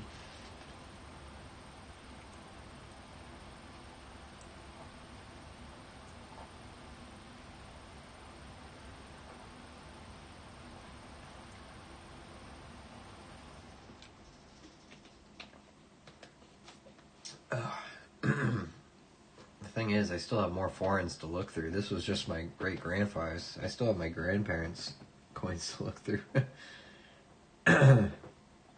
Like, literally, this whole bag has jars full of foreign coins. I doubt any of it's going to be as old as this, but yeah, these are cool. Even the Danish coins, that's really neat. Never thought I'd see a 20 Rappen from 1884 either.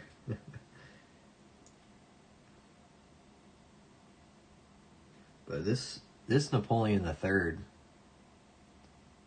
has good detail on the back still. You can still make it out.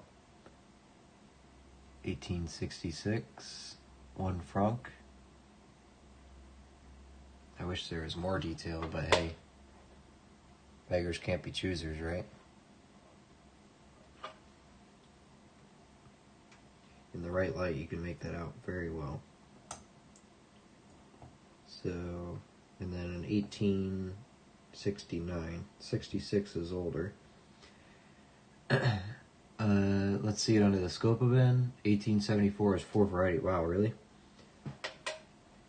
Like back it up a little bit. Probably get the whole coin in one shot. I get most of it. You just let me know what side you want. And I'll flip it for you. But wow, this is cool. This is really cool stuff. Like, I could tell there's a bunch of silver here, but I don't even care about the silver.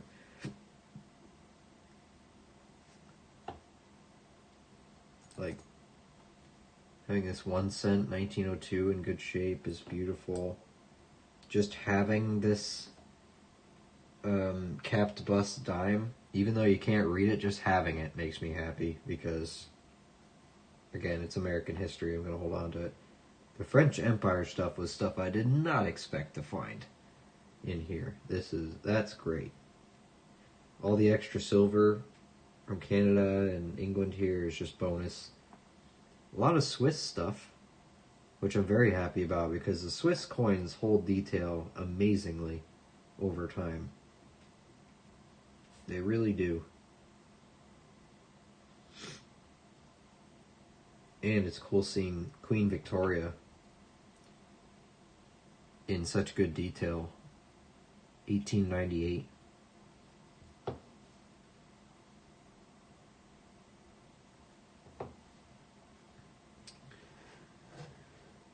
Let's see the Queen, other side.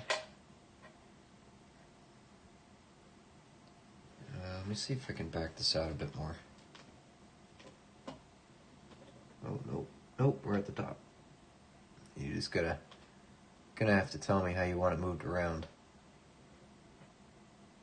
Get the top of her head first. Oh, man.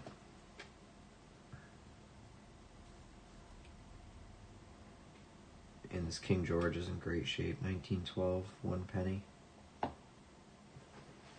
Let's bring this down closer. No point in keeping it so far out now. Like, that's amazing to me. I really like that.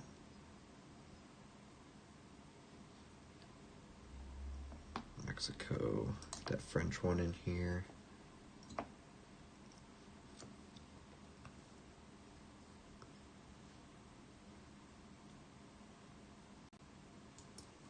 See if we can show everything. There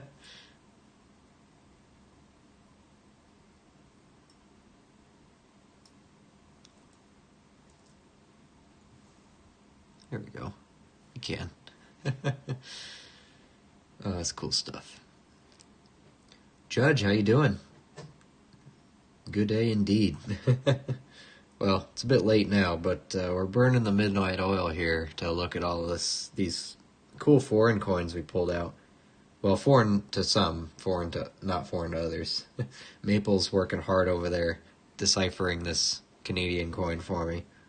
It's silver, I know that, but apparently it's got some varieties on it. These French Empire coins are wild. I sound like a broken record to those of you who have been here for the last hour, but for those of you just stopping in, got Emperor Napoleon III on these. And honestly, not bad detail for how old it is. You can see the date. I think that's the nicer, well, maybe this one was nicer. This one's got some unfortunate wear or something on it.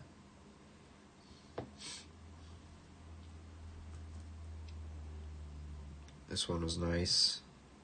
I think it's an 1836 capped bust American dime.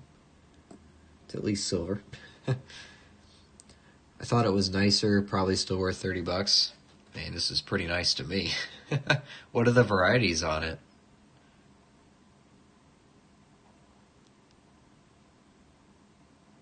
Because that's still pretty cool looking to me. We got other nice Canadians in here, like these large cents. Like, there's fantastic detail on that. King George V, and then the Queen Victoria one. Not as much detail, unfortunately, but still Queen Victoria.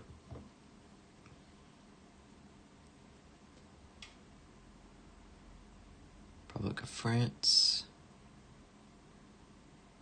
It's 1938. Swiss 1884. Looks like it was just made yesterday. This doesn't feel like silver, so I'm wondering what it is. I mean, maybe it's silver, but it's not tarnished at all or anything like that. But there's great dates here. Same with this one. Again, these Swiss coins look like they're made yesterday. Look at the hair on that. 1908. A little bit tarnished there, but great detail. Oh, I have this other Queen Victoria too, Maple. What year was that? That's a 1900, I think. 1900 on the money. So not as old as that one, but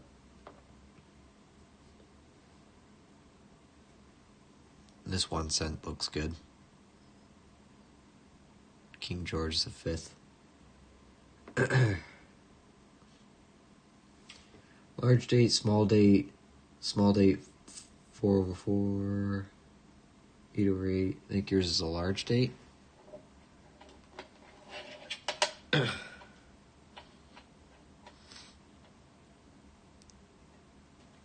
guessing it's kind of like a bold lettering and not so bold lettering kind of thing. Let's get in close here. There you go. I'm gonna blow my nose again. Give me a second. Whoops, wrong thing. Keep that up.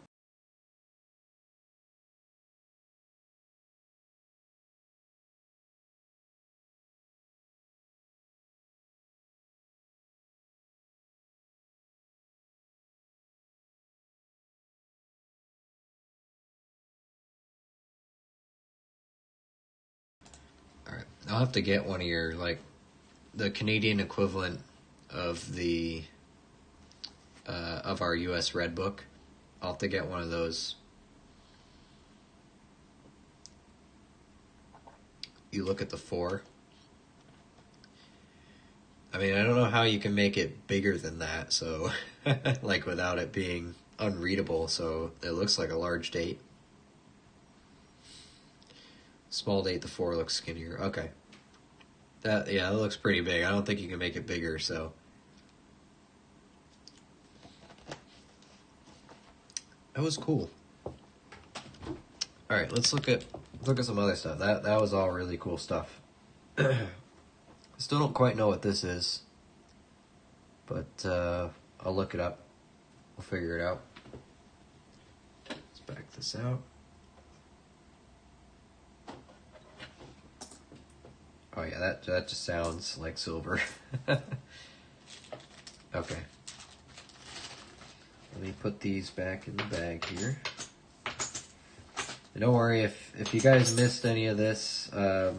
We've gone through a good chunk of the collection already. But if you missed any of it, just wait a couple days. I will be making a video going over everything that was in here, or a couple videos more likely. Let's look in here.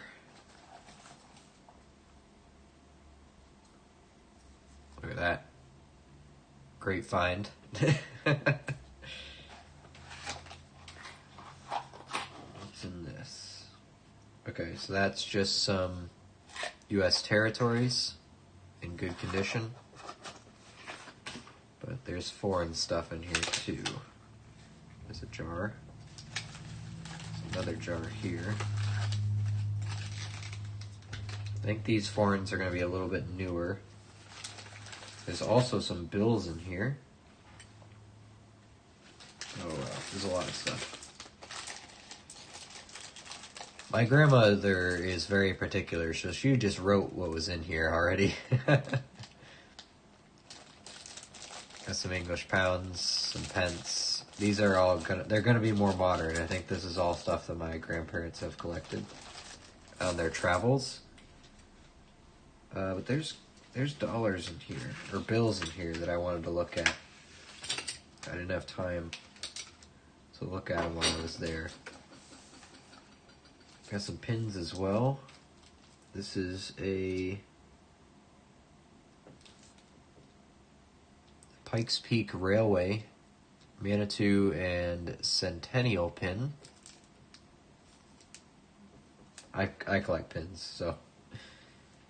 We have 2 of these 2006, 2011 RNC pins.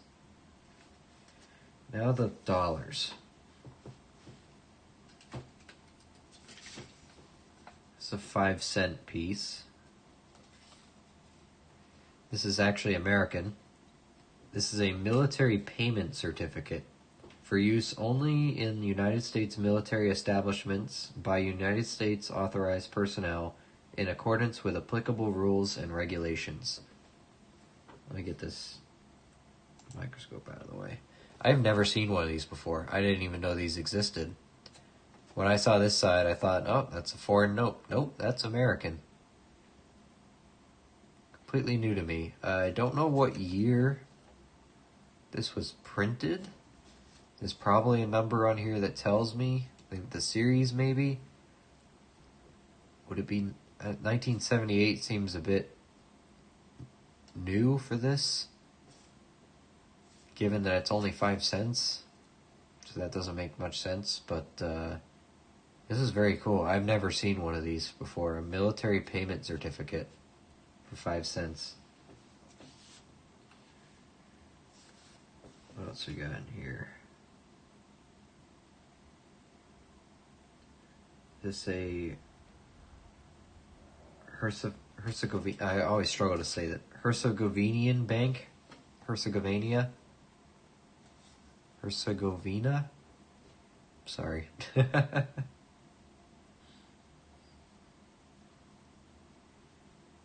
But Herzegovina is like...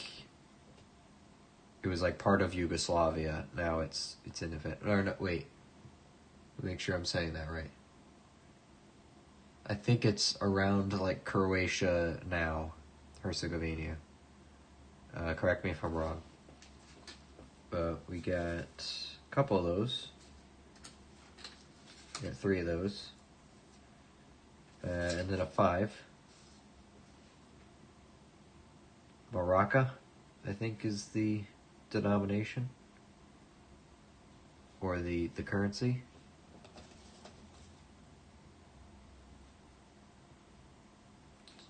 Pretty cool print. I'm guessing these are printed in the 90s or the 2000s because this guy died in 82.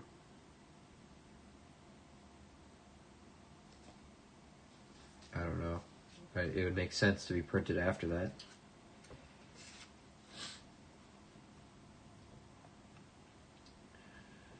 Zwanzig, Schilling, Österreichische Nationalbank. I'm going to guess Austrian.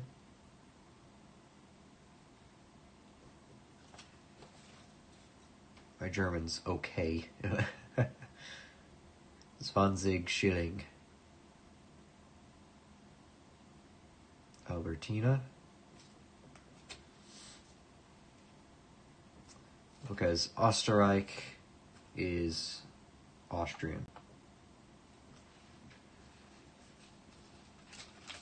Got another one here.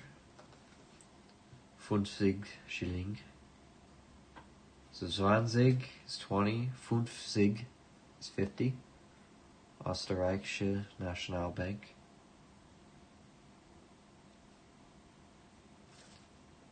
Printed in 1986. Does this one say 6 as well? It does. 1986. President, Generalrat, General Director. Professionum in Vienna. American script is cool. I saw a presentation of American script used in Pacific last time. Oh, okay, cool. Yeah, that stuff's new to me. I haven't seen that before. Parasat, 1997.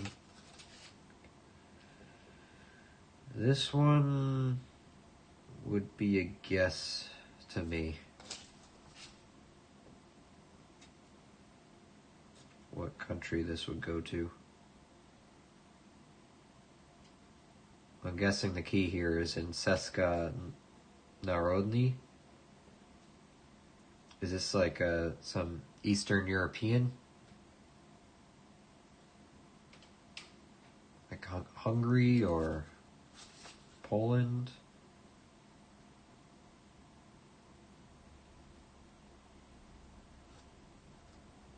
That's a new one to me too.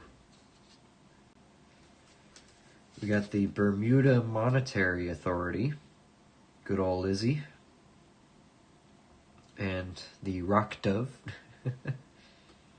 $1, issued under the authority of the Bermuda legislature.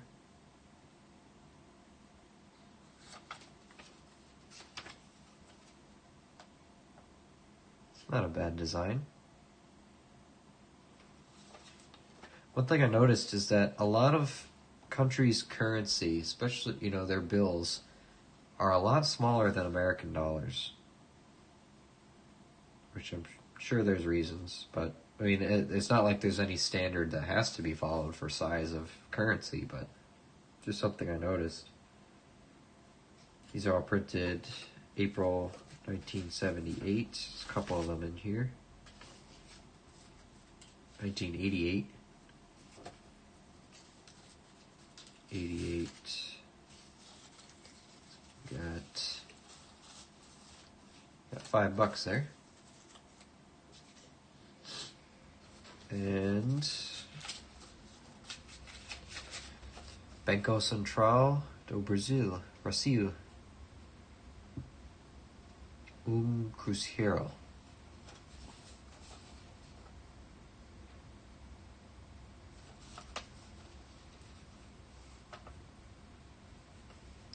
I like all the counterfeit prevention squiggly lines and everything everywhere. It's very, very detailed. That's pretty cool. I'm gonna put these back where they were.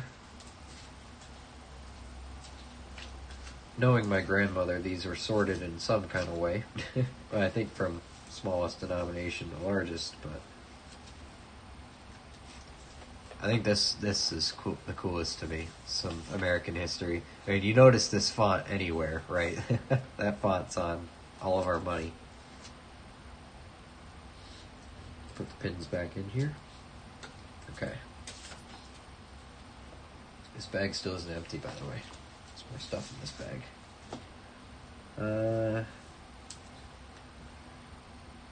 That's not labeled correctly.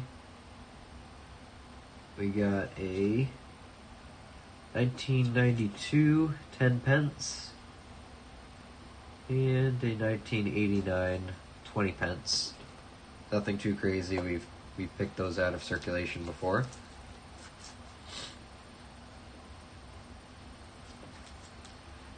We got Carl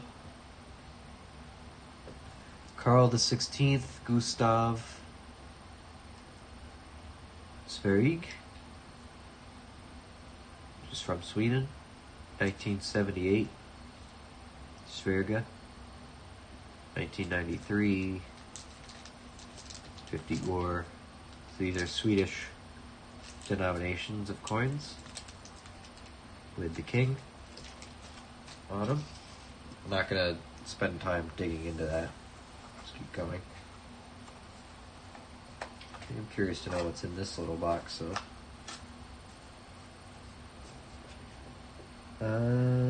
Looks like some Canadian coins.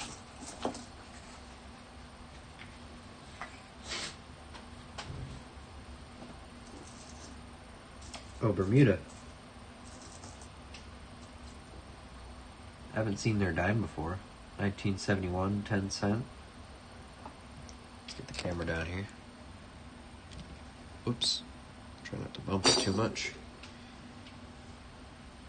Got a couple dimes. Oh yeah, we've seen these. We picked them out. Ooh, that's a thick coin. Look at that. Bermuda Monetary Authority. Big old coin, $1. It's like the size of a nickel, but twice the thickness. 1983. It's a neat design, and you have the island in the background there. It's a thick coin. I got a couple quarters. There's another dime. Just gonna check the dates. If anything's really old, it might be silver, but 1980. 78, 88. I think that first one was the oldest, 71. I don't know much about Bermuda currency, if it just follows Canadian and English for the most part, but the 71 looks a bit brighter than the rest. I don't know if that's silver or not. It looks a bit lighter.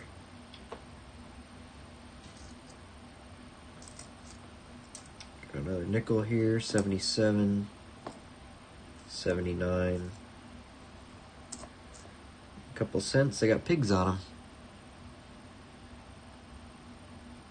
It's pretty cool. I haven't found one of these yet, actually. 78, 78, 70, 70, 80, 86, 71, 78, another 71 dime. That one looks more like the other ones. Maybe they're not silver. Would be a weird date to have silver. What do we got here? 88 $1 coin. So they got the fat dollar and the other dollar.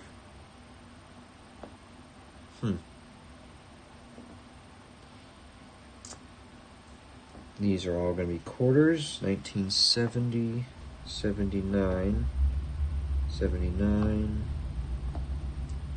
80, 79, 87, 94. I don't know if Bermuda has silver in their coins. Yeah, now that I see the other 71 next to it, I think it just kind of looks like...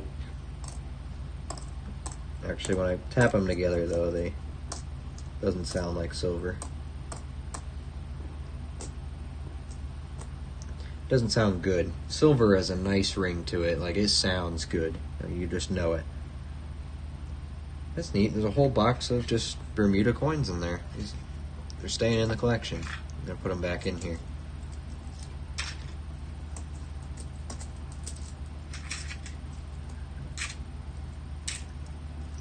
Much quarters. I thought it was cool they have two different dollar coins too. The large dollar and the stubby one. Let's look at what's in these. Ooh, okay. Got there are some older coins in here. And there's another one of those. So that's got to be an older coin for something.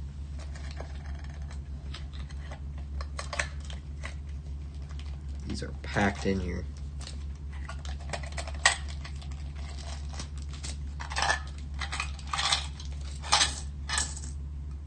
Got some Queen Lizzie's here. Let's look at these first. 1999. Oh, these are Canadian. $2.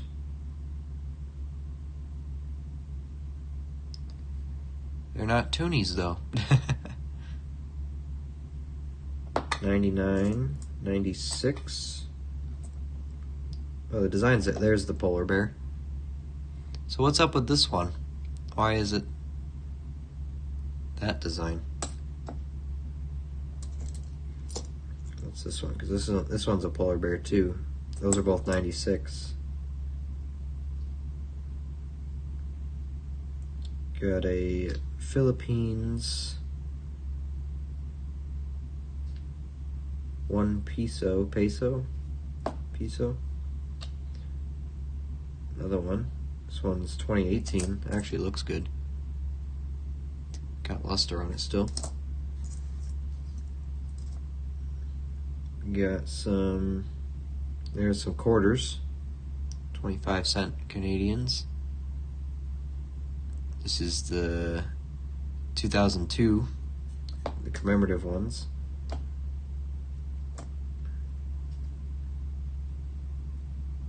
$79. Got a dime here. 97. 94 dollar coin. It's an interesting design. I haven't seen that yet.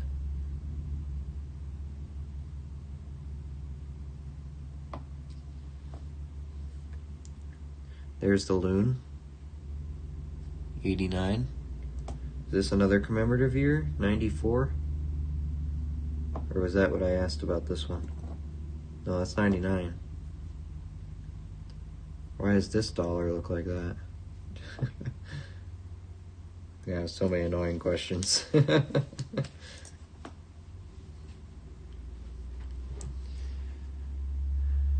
They make special loonies and toonies every year. Oh, okay. I gotcha.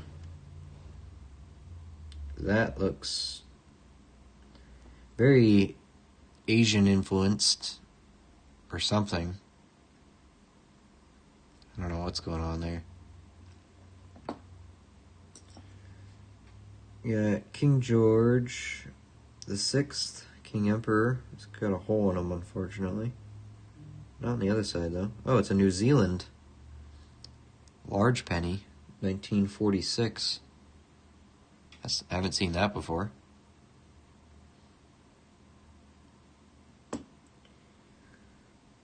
Republic of Bolivia. Come on, camera. It's a neat design, too. It's got a llama in it. One Boliviano.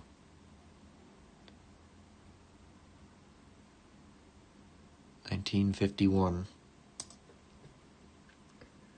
Got a 1963 Danish 10 ur. These must be like reproduction ancient coins. I don't think that's real. They must be. What else we got here? We got a bunch of bags here. Let's see what's in this one. Silver Jubilee. These are going to be English.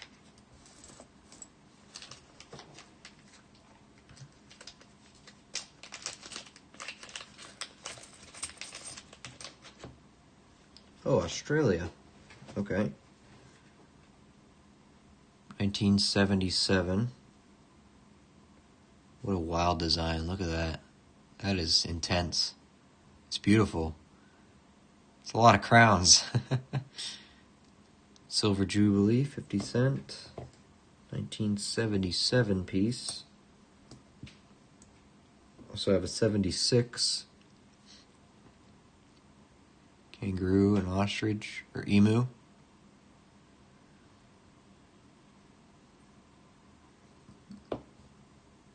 I like how aggressive the edges are on these.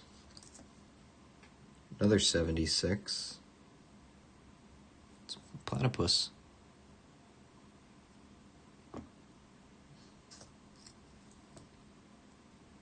$77. Yeah, and all the Australian creatures on here, huh?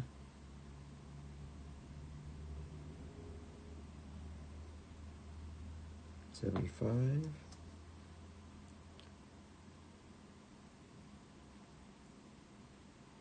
$76. So you can tell when my grandparents went to Australia in the 70s.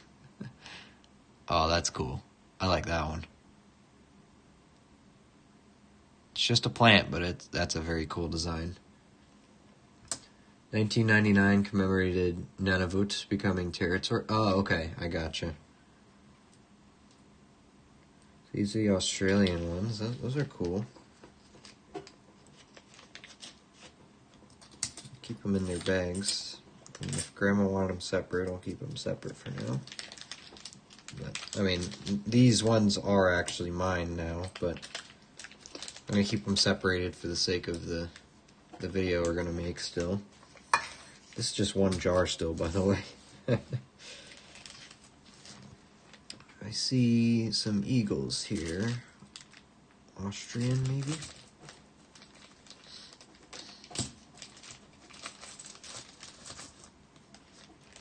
A mix of everything.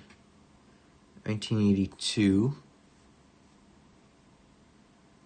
Oh, it is just Germany. Okay. Bundesrepublik Deutschland Deutschmark 5. 1982. It's always hit or miss. Sometimes it's Austria, sometimes it's Germany. Republic of Italy. Some intense designs on there too. Ooh.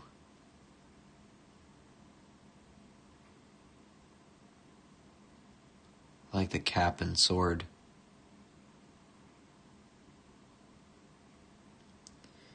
See, when I went to Italy, they didn't have cool currency like this. They had boring ones.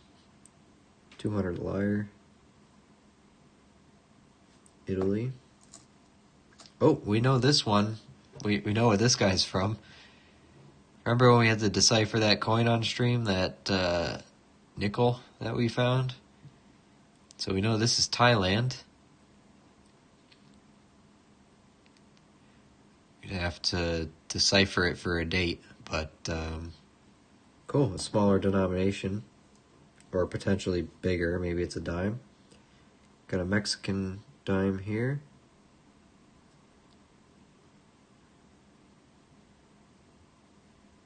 It's heavy, thick. This one's new. Česká republika. Anything I say on this would be a guess. Could probably figure it out, but we're gonna keep moving. Bolivar. Republic of Venezuela. 1967. And we have 50 peso, or whatever, the 50 centavos. Estados Unidos Mexicanos. That's cool. These are like concave little pieces instead of like a 12-sided flat thing. It's a concave thing.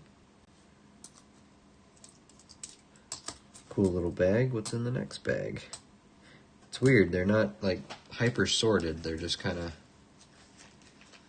I bet you they got them little in groups at a time and then put them in bags and stuffed them in the jar.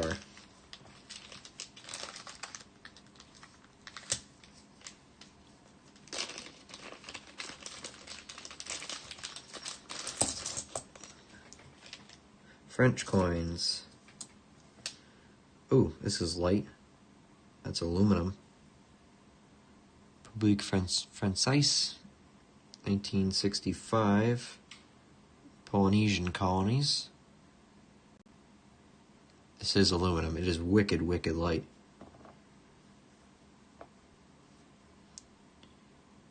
Another one here, 1976. It's probably going to be an Algerian one or something. Oh, it's Polynesian again. My bad. 100 francs. Another aluminum piece. 75. This is wicked light. Polynesian. This one's real. Metal. 75. 77. Again, aluminum. 75. They're nice coins. They've held up well. And 72. Again, you can kind of tell when when they went certain places. 50 francs. That's cool though. Put that back in its bag. I think we have one more bag to look at here in this jar. I'm amazed all this fit in there.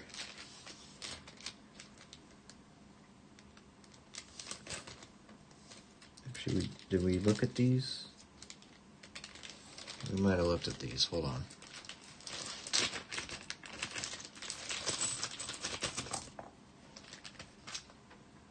Oh, maybe not. New Zealand, 1967. Ooh, that's neat design. The Endeavour. Got a Kiwi. 67. It's a young head, Lizzie. New Zealand, 1 florin, 1964.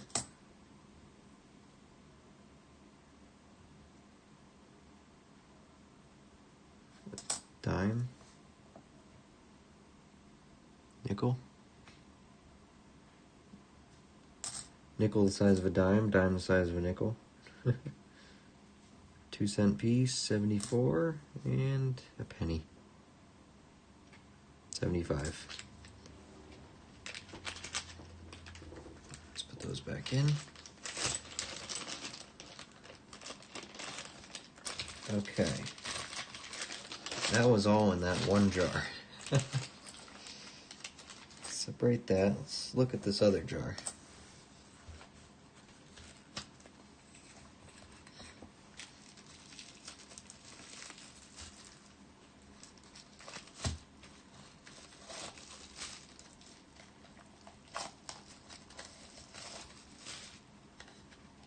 No idea what to expect of these.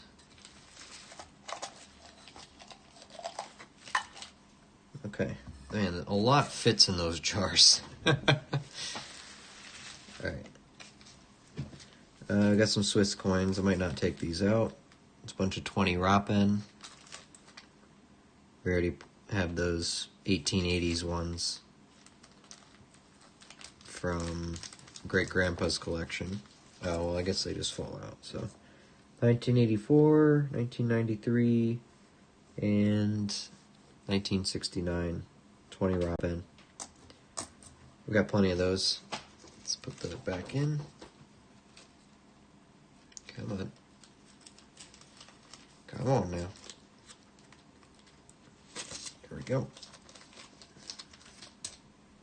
Just gonna kind of skip through the stuff we've looked at already, so. Here we have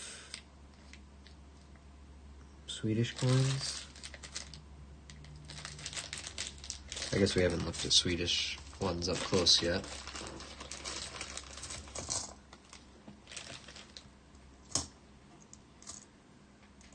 There we go. It's the king. 1 krone, 1992. 1978. This is probably a newer one. 1984. Might be for something else too. 75. 1 krone. 1972. Oh, these are Norway. That's a Norway one. Another one of those.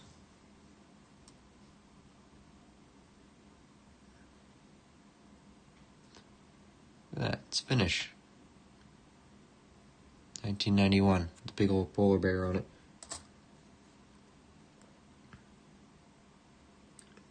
$1971. So I guess these are Finnish. 89. Well, that's Swedish, I think. And a 5 pence. Queen Elizabeth. 1988.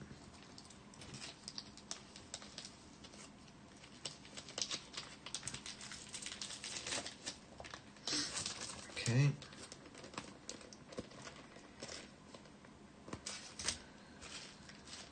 What's in this one?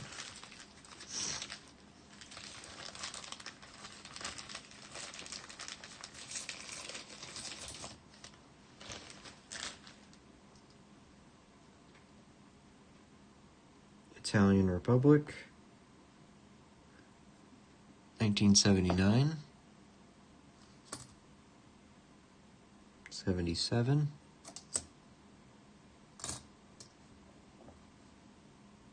61.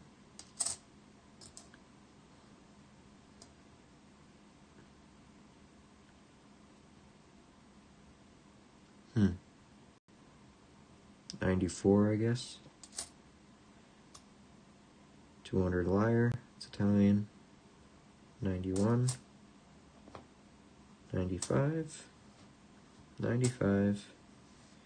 And 94. These are thick.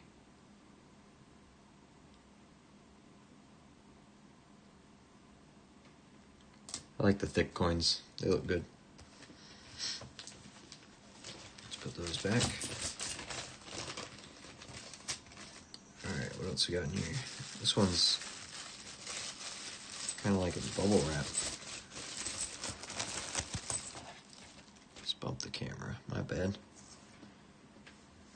Okay, what do we got here? Camera done shaking. Here we go. 2000. Another one of those Seska Republicas. Still haven't figured that one out. There's more of them. 94.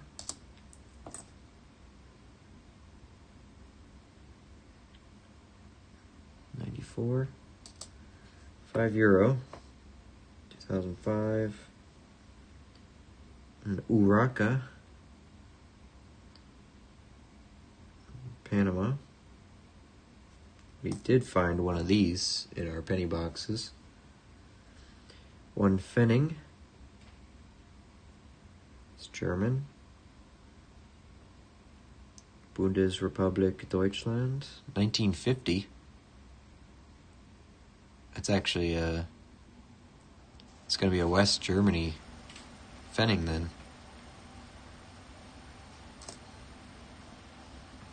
And I believe this is going to be a Japanese coin. I'd have to decipher it though.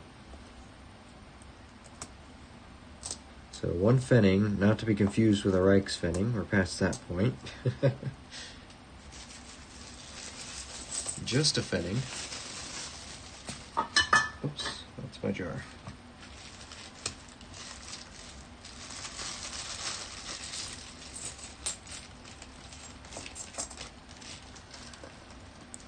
Okay, oops, come on. We got a 1948 Deutschmark. Oh no, 1988. It's an anniversary one. Publik Deutschland, Deutschmarks, 2 Deutschmark. I think these are all German. Another 2. Whoops. Different guy on it. Literally looks like Emperor Palpatine. 79. There's a 1 Deutschmark. 86. 89. 85. 10 Pfennig. Another 10 Pfennig from 71. It's actually in nicer condition. Look at the detail on that. I mean, nice and simple, but still detailed. 92. And a 77. And another singular Pfennig from 1982.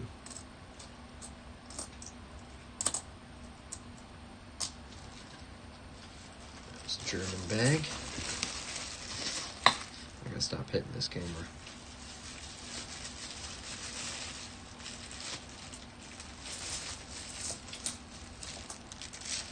Oh look, some Canadian stuff. 62, Younghead. 66, the middle one. Got an 89 here, Cupro nickel.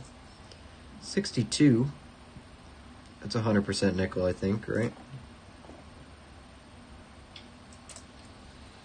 A couple quarters, 1976, 1986,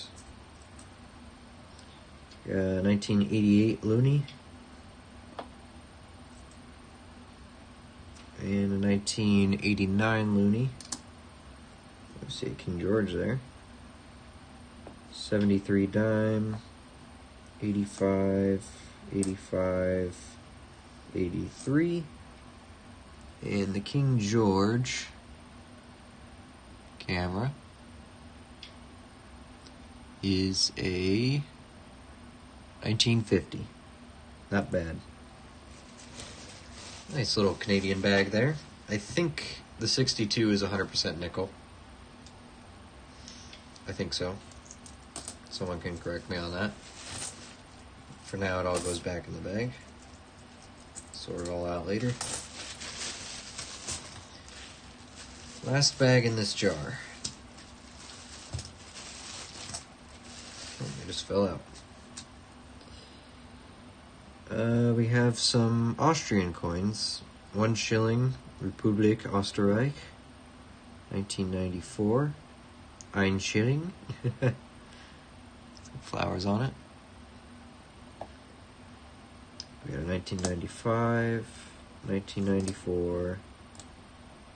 Here's an older one, 1971. 1 shilling, Republik Österreich. Same design with the flowers, though. Definitely different material. It feels a lot different. Got a 5 shilling from 1993.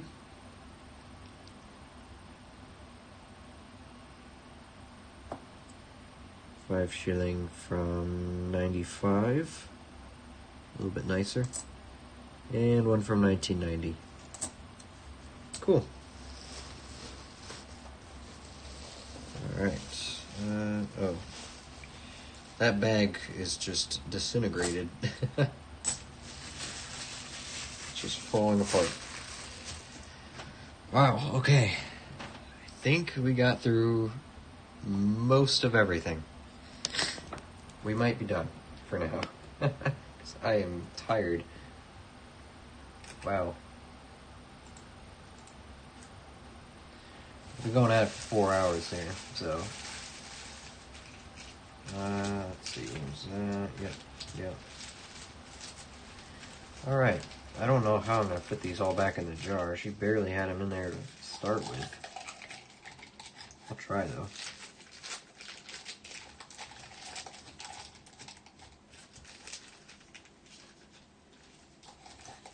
Give it a go. Give it the old college try. But she just kind of bundled them up and stuffed them in here, so.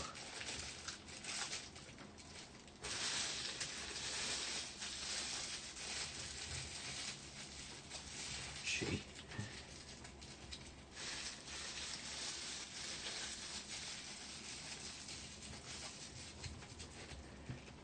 Oh, cracked the jar. I have to throw that away, but there we go. Got it to work. Just barely. Yeah, all that fit in there. Let's see about these.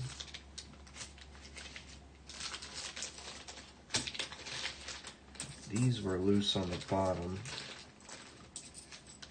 Some cool stuff in here, especially the large penny, the New Zealand 1946 King George. That's pretty cool. I like that one. I'm pretty sure these are probably just fake reproductions, but hey, if they're real of something, then that's cool.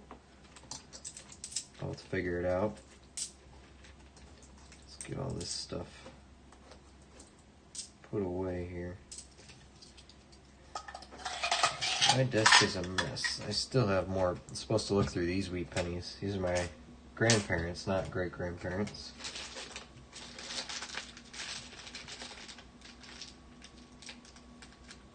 I'll let the air out of this bag.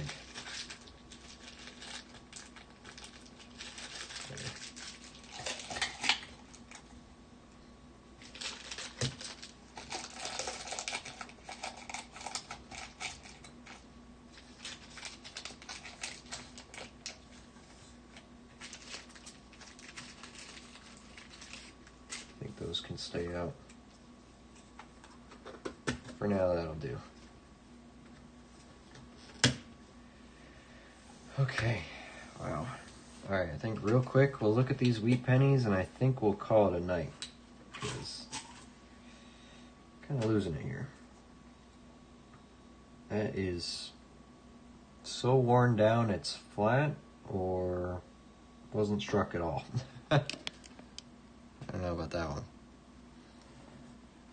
Stop shaking. Alright, 54. 58. That's a nice 58. I mean, it's a last year. They should be nice. 57, 51, 45, 46. Just gonna see if there's any 1909s or anything in here. 41,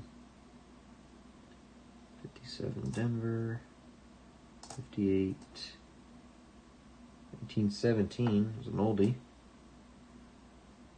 47, 49, 41, 52, 44,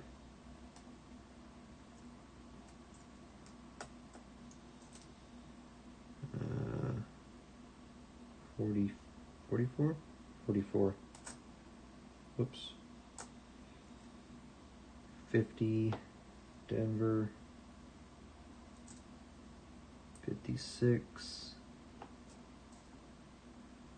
it's a pretty nice 48, 46, 57, 58, 58, 1940,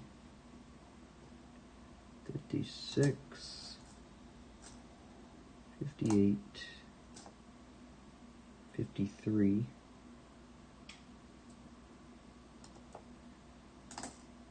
46, 44 Denver, 48, and a 37. Alright, nothing too crazy. Oldest one is this super beat up 1917. I mean, nice date, but still not in good shape. Excuse me for a second.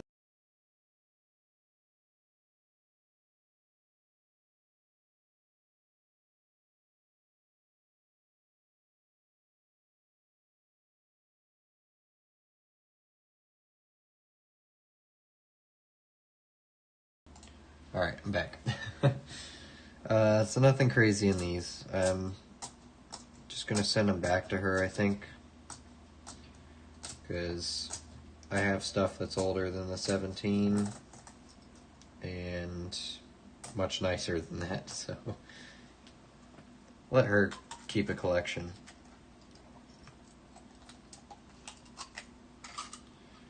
She said if I wanted anything I could have it, but I'd rather her hold on to it. Put the 17 on top, well, under the really worn down one. Okay, whew, we did it, guys. Probably tackled a bit more than we should have in one night, but really cool stuff. I mean, I'm just thrilled with this 59, not the 59, the 58. Where did that go? I'm just thrilled with this roll. Those were beautiful. If you were here to see that, see these dumped out, those are beautiful. Definitely keeping this collection intact.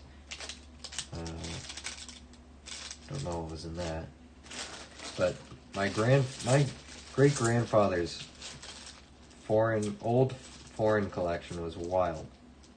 Like, some of this stuff is crazy. Definitely gonna keep them nice. Some stuff's gonna go in plastic just to keep it nice. Lots of silver in there, and it's old silver. We're talking 1800s silver, so even in awful condition, they're worth like $40, you know, if you can barely read them. So, good stuff there. Absolutely good stuff. I'm glad someone in the family set some stuff aside. Not to mention the wheat penny haul, the steel penny. I didn't have any, and now I have probably 20. Good stuff there. A couple commemoratives that we didn't have yet. I don't remember what was in this. Oh yeah, those are my territory quarters. Oh, that was tiring though. Hope everyone had fun, because I think I'm done for now. I need a break. Need to rest my voice too. My throat hurts. I'm talking to you guys, but thanks for hanging out with me, guys, though. I hope you had fun looking through this stuff, because there was way cooler things in here than I ever expected to find. Like, really. I'm super glad I got my hands on this collection, too. And while some of this is going back, all the really cool old stuff we found, that's mine now. Anything that was in my great-grandfather's collection is mine now. Just some of this other stuff I got to bring back to my grandparents. Like the wheat pennies we just looked through, those go back. The change we looked through at the beginning, that all goes back. But this stuff is mine, along with the... Where did I put the silver proof? The silver proof is ours, which is one of the big ones. Where the heck did I put it? Oh, there it is. It was right under there. Just couldn't see it. 1971, San Francisco. It's been through circulation for sure, but still looks pretty good. 40% silver, Eisenhower dollar. Good $10 in silver in that and melt value, but collector's value is worth more for that. But hope everyone had a good time. I'm going to call it there. No stream tomorrow, but Thursday we should be going through... I think I'm going to try to do 2 boxes of nickels in one night. It'll either be Thursday night or Friday night. Leaning towards Thursday. Silver stream is not... The half dollars are not going to be until Sunday night, I think. There's not going to be a stream Saturday night. I got pay some attention to my family and other members that require attention. So no stream Saturday night, but I should be here Friday night with something, whether it be pennies or something like that. Maybe you'll pick up 2 boxes of pennies. Now that the pennies are going to be gone, might as well grab a couple more boxes. Just in case the banks stop carrying them. I don't expect them to. I just expect the mint is going to stop making them. But the pennies are still going to be out there in circulation. Like, we haven't gotten that far into the process yet. So, but really cool stuff. I'm glad you guys hanged out with me tonight. And for those of you who stuck through the whole thing, good on you. Maple, especially you. Thanks for hanging out, helping me with some of the Canadian and English currency there. I really appreciate that. Some varieties. I think, Seaweed went to bed. He was a big help too. And I think Steven's been long gone for a while, or maybe he's lurking, I don't know. But thanks for hanging out with me, guys. I'm going to call it there. I'm going to see you on Thursday night, with, I think, 2 boxes of nickels. I think we're going to try to really fly through some nickels. Pull out some silver, hopefully. That's the plan. So I'll see you guys on Thursday night. I hope you have a good night. I really appreciate you watching with me. And onwards and upwards. I'm going to keep this collection intact. So hope I see you soon. Have a good night, guys.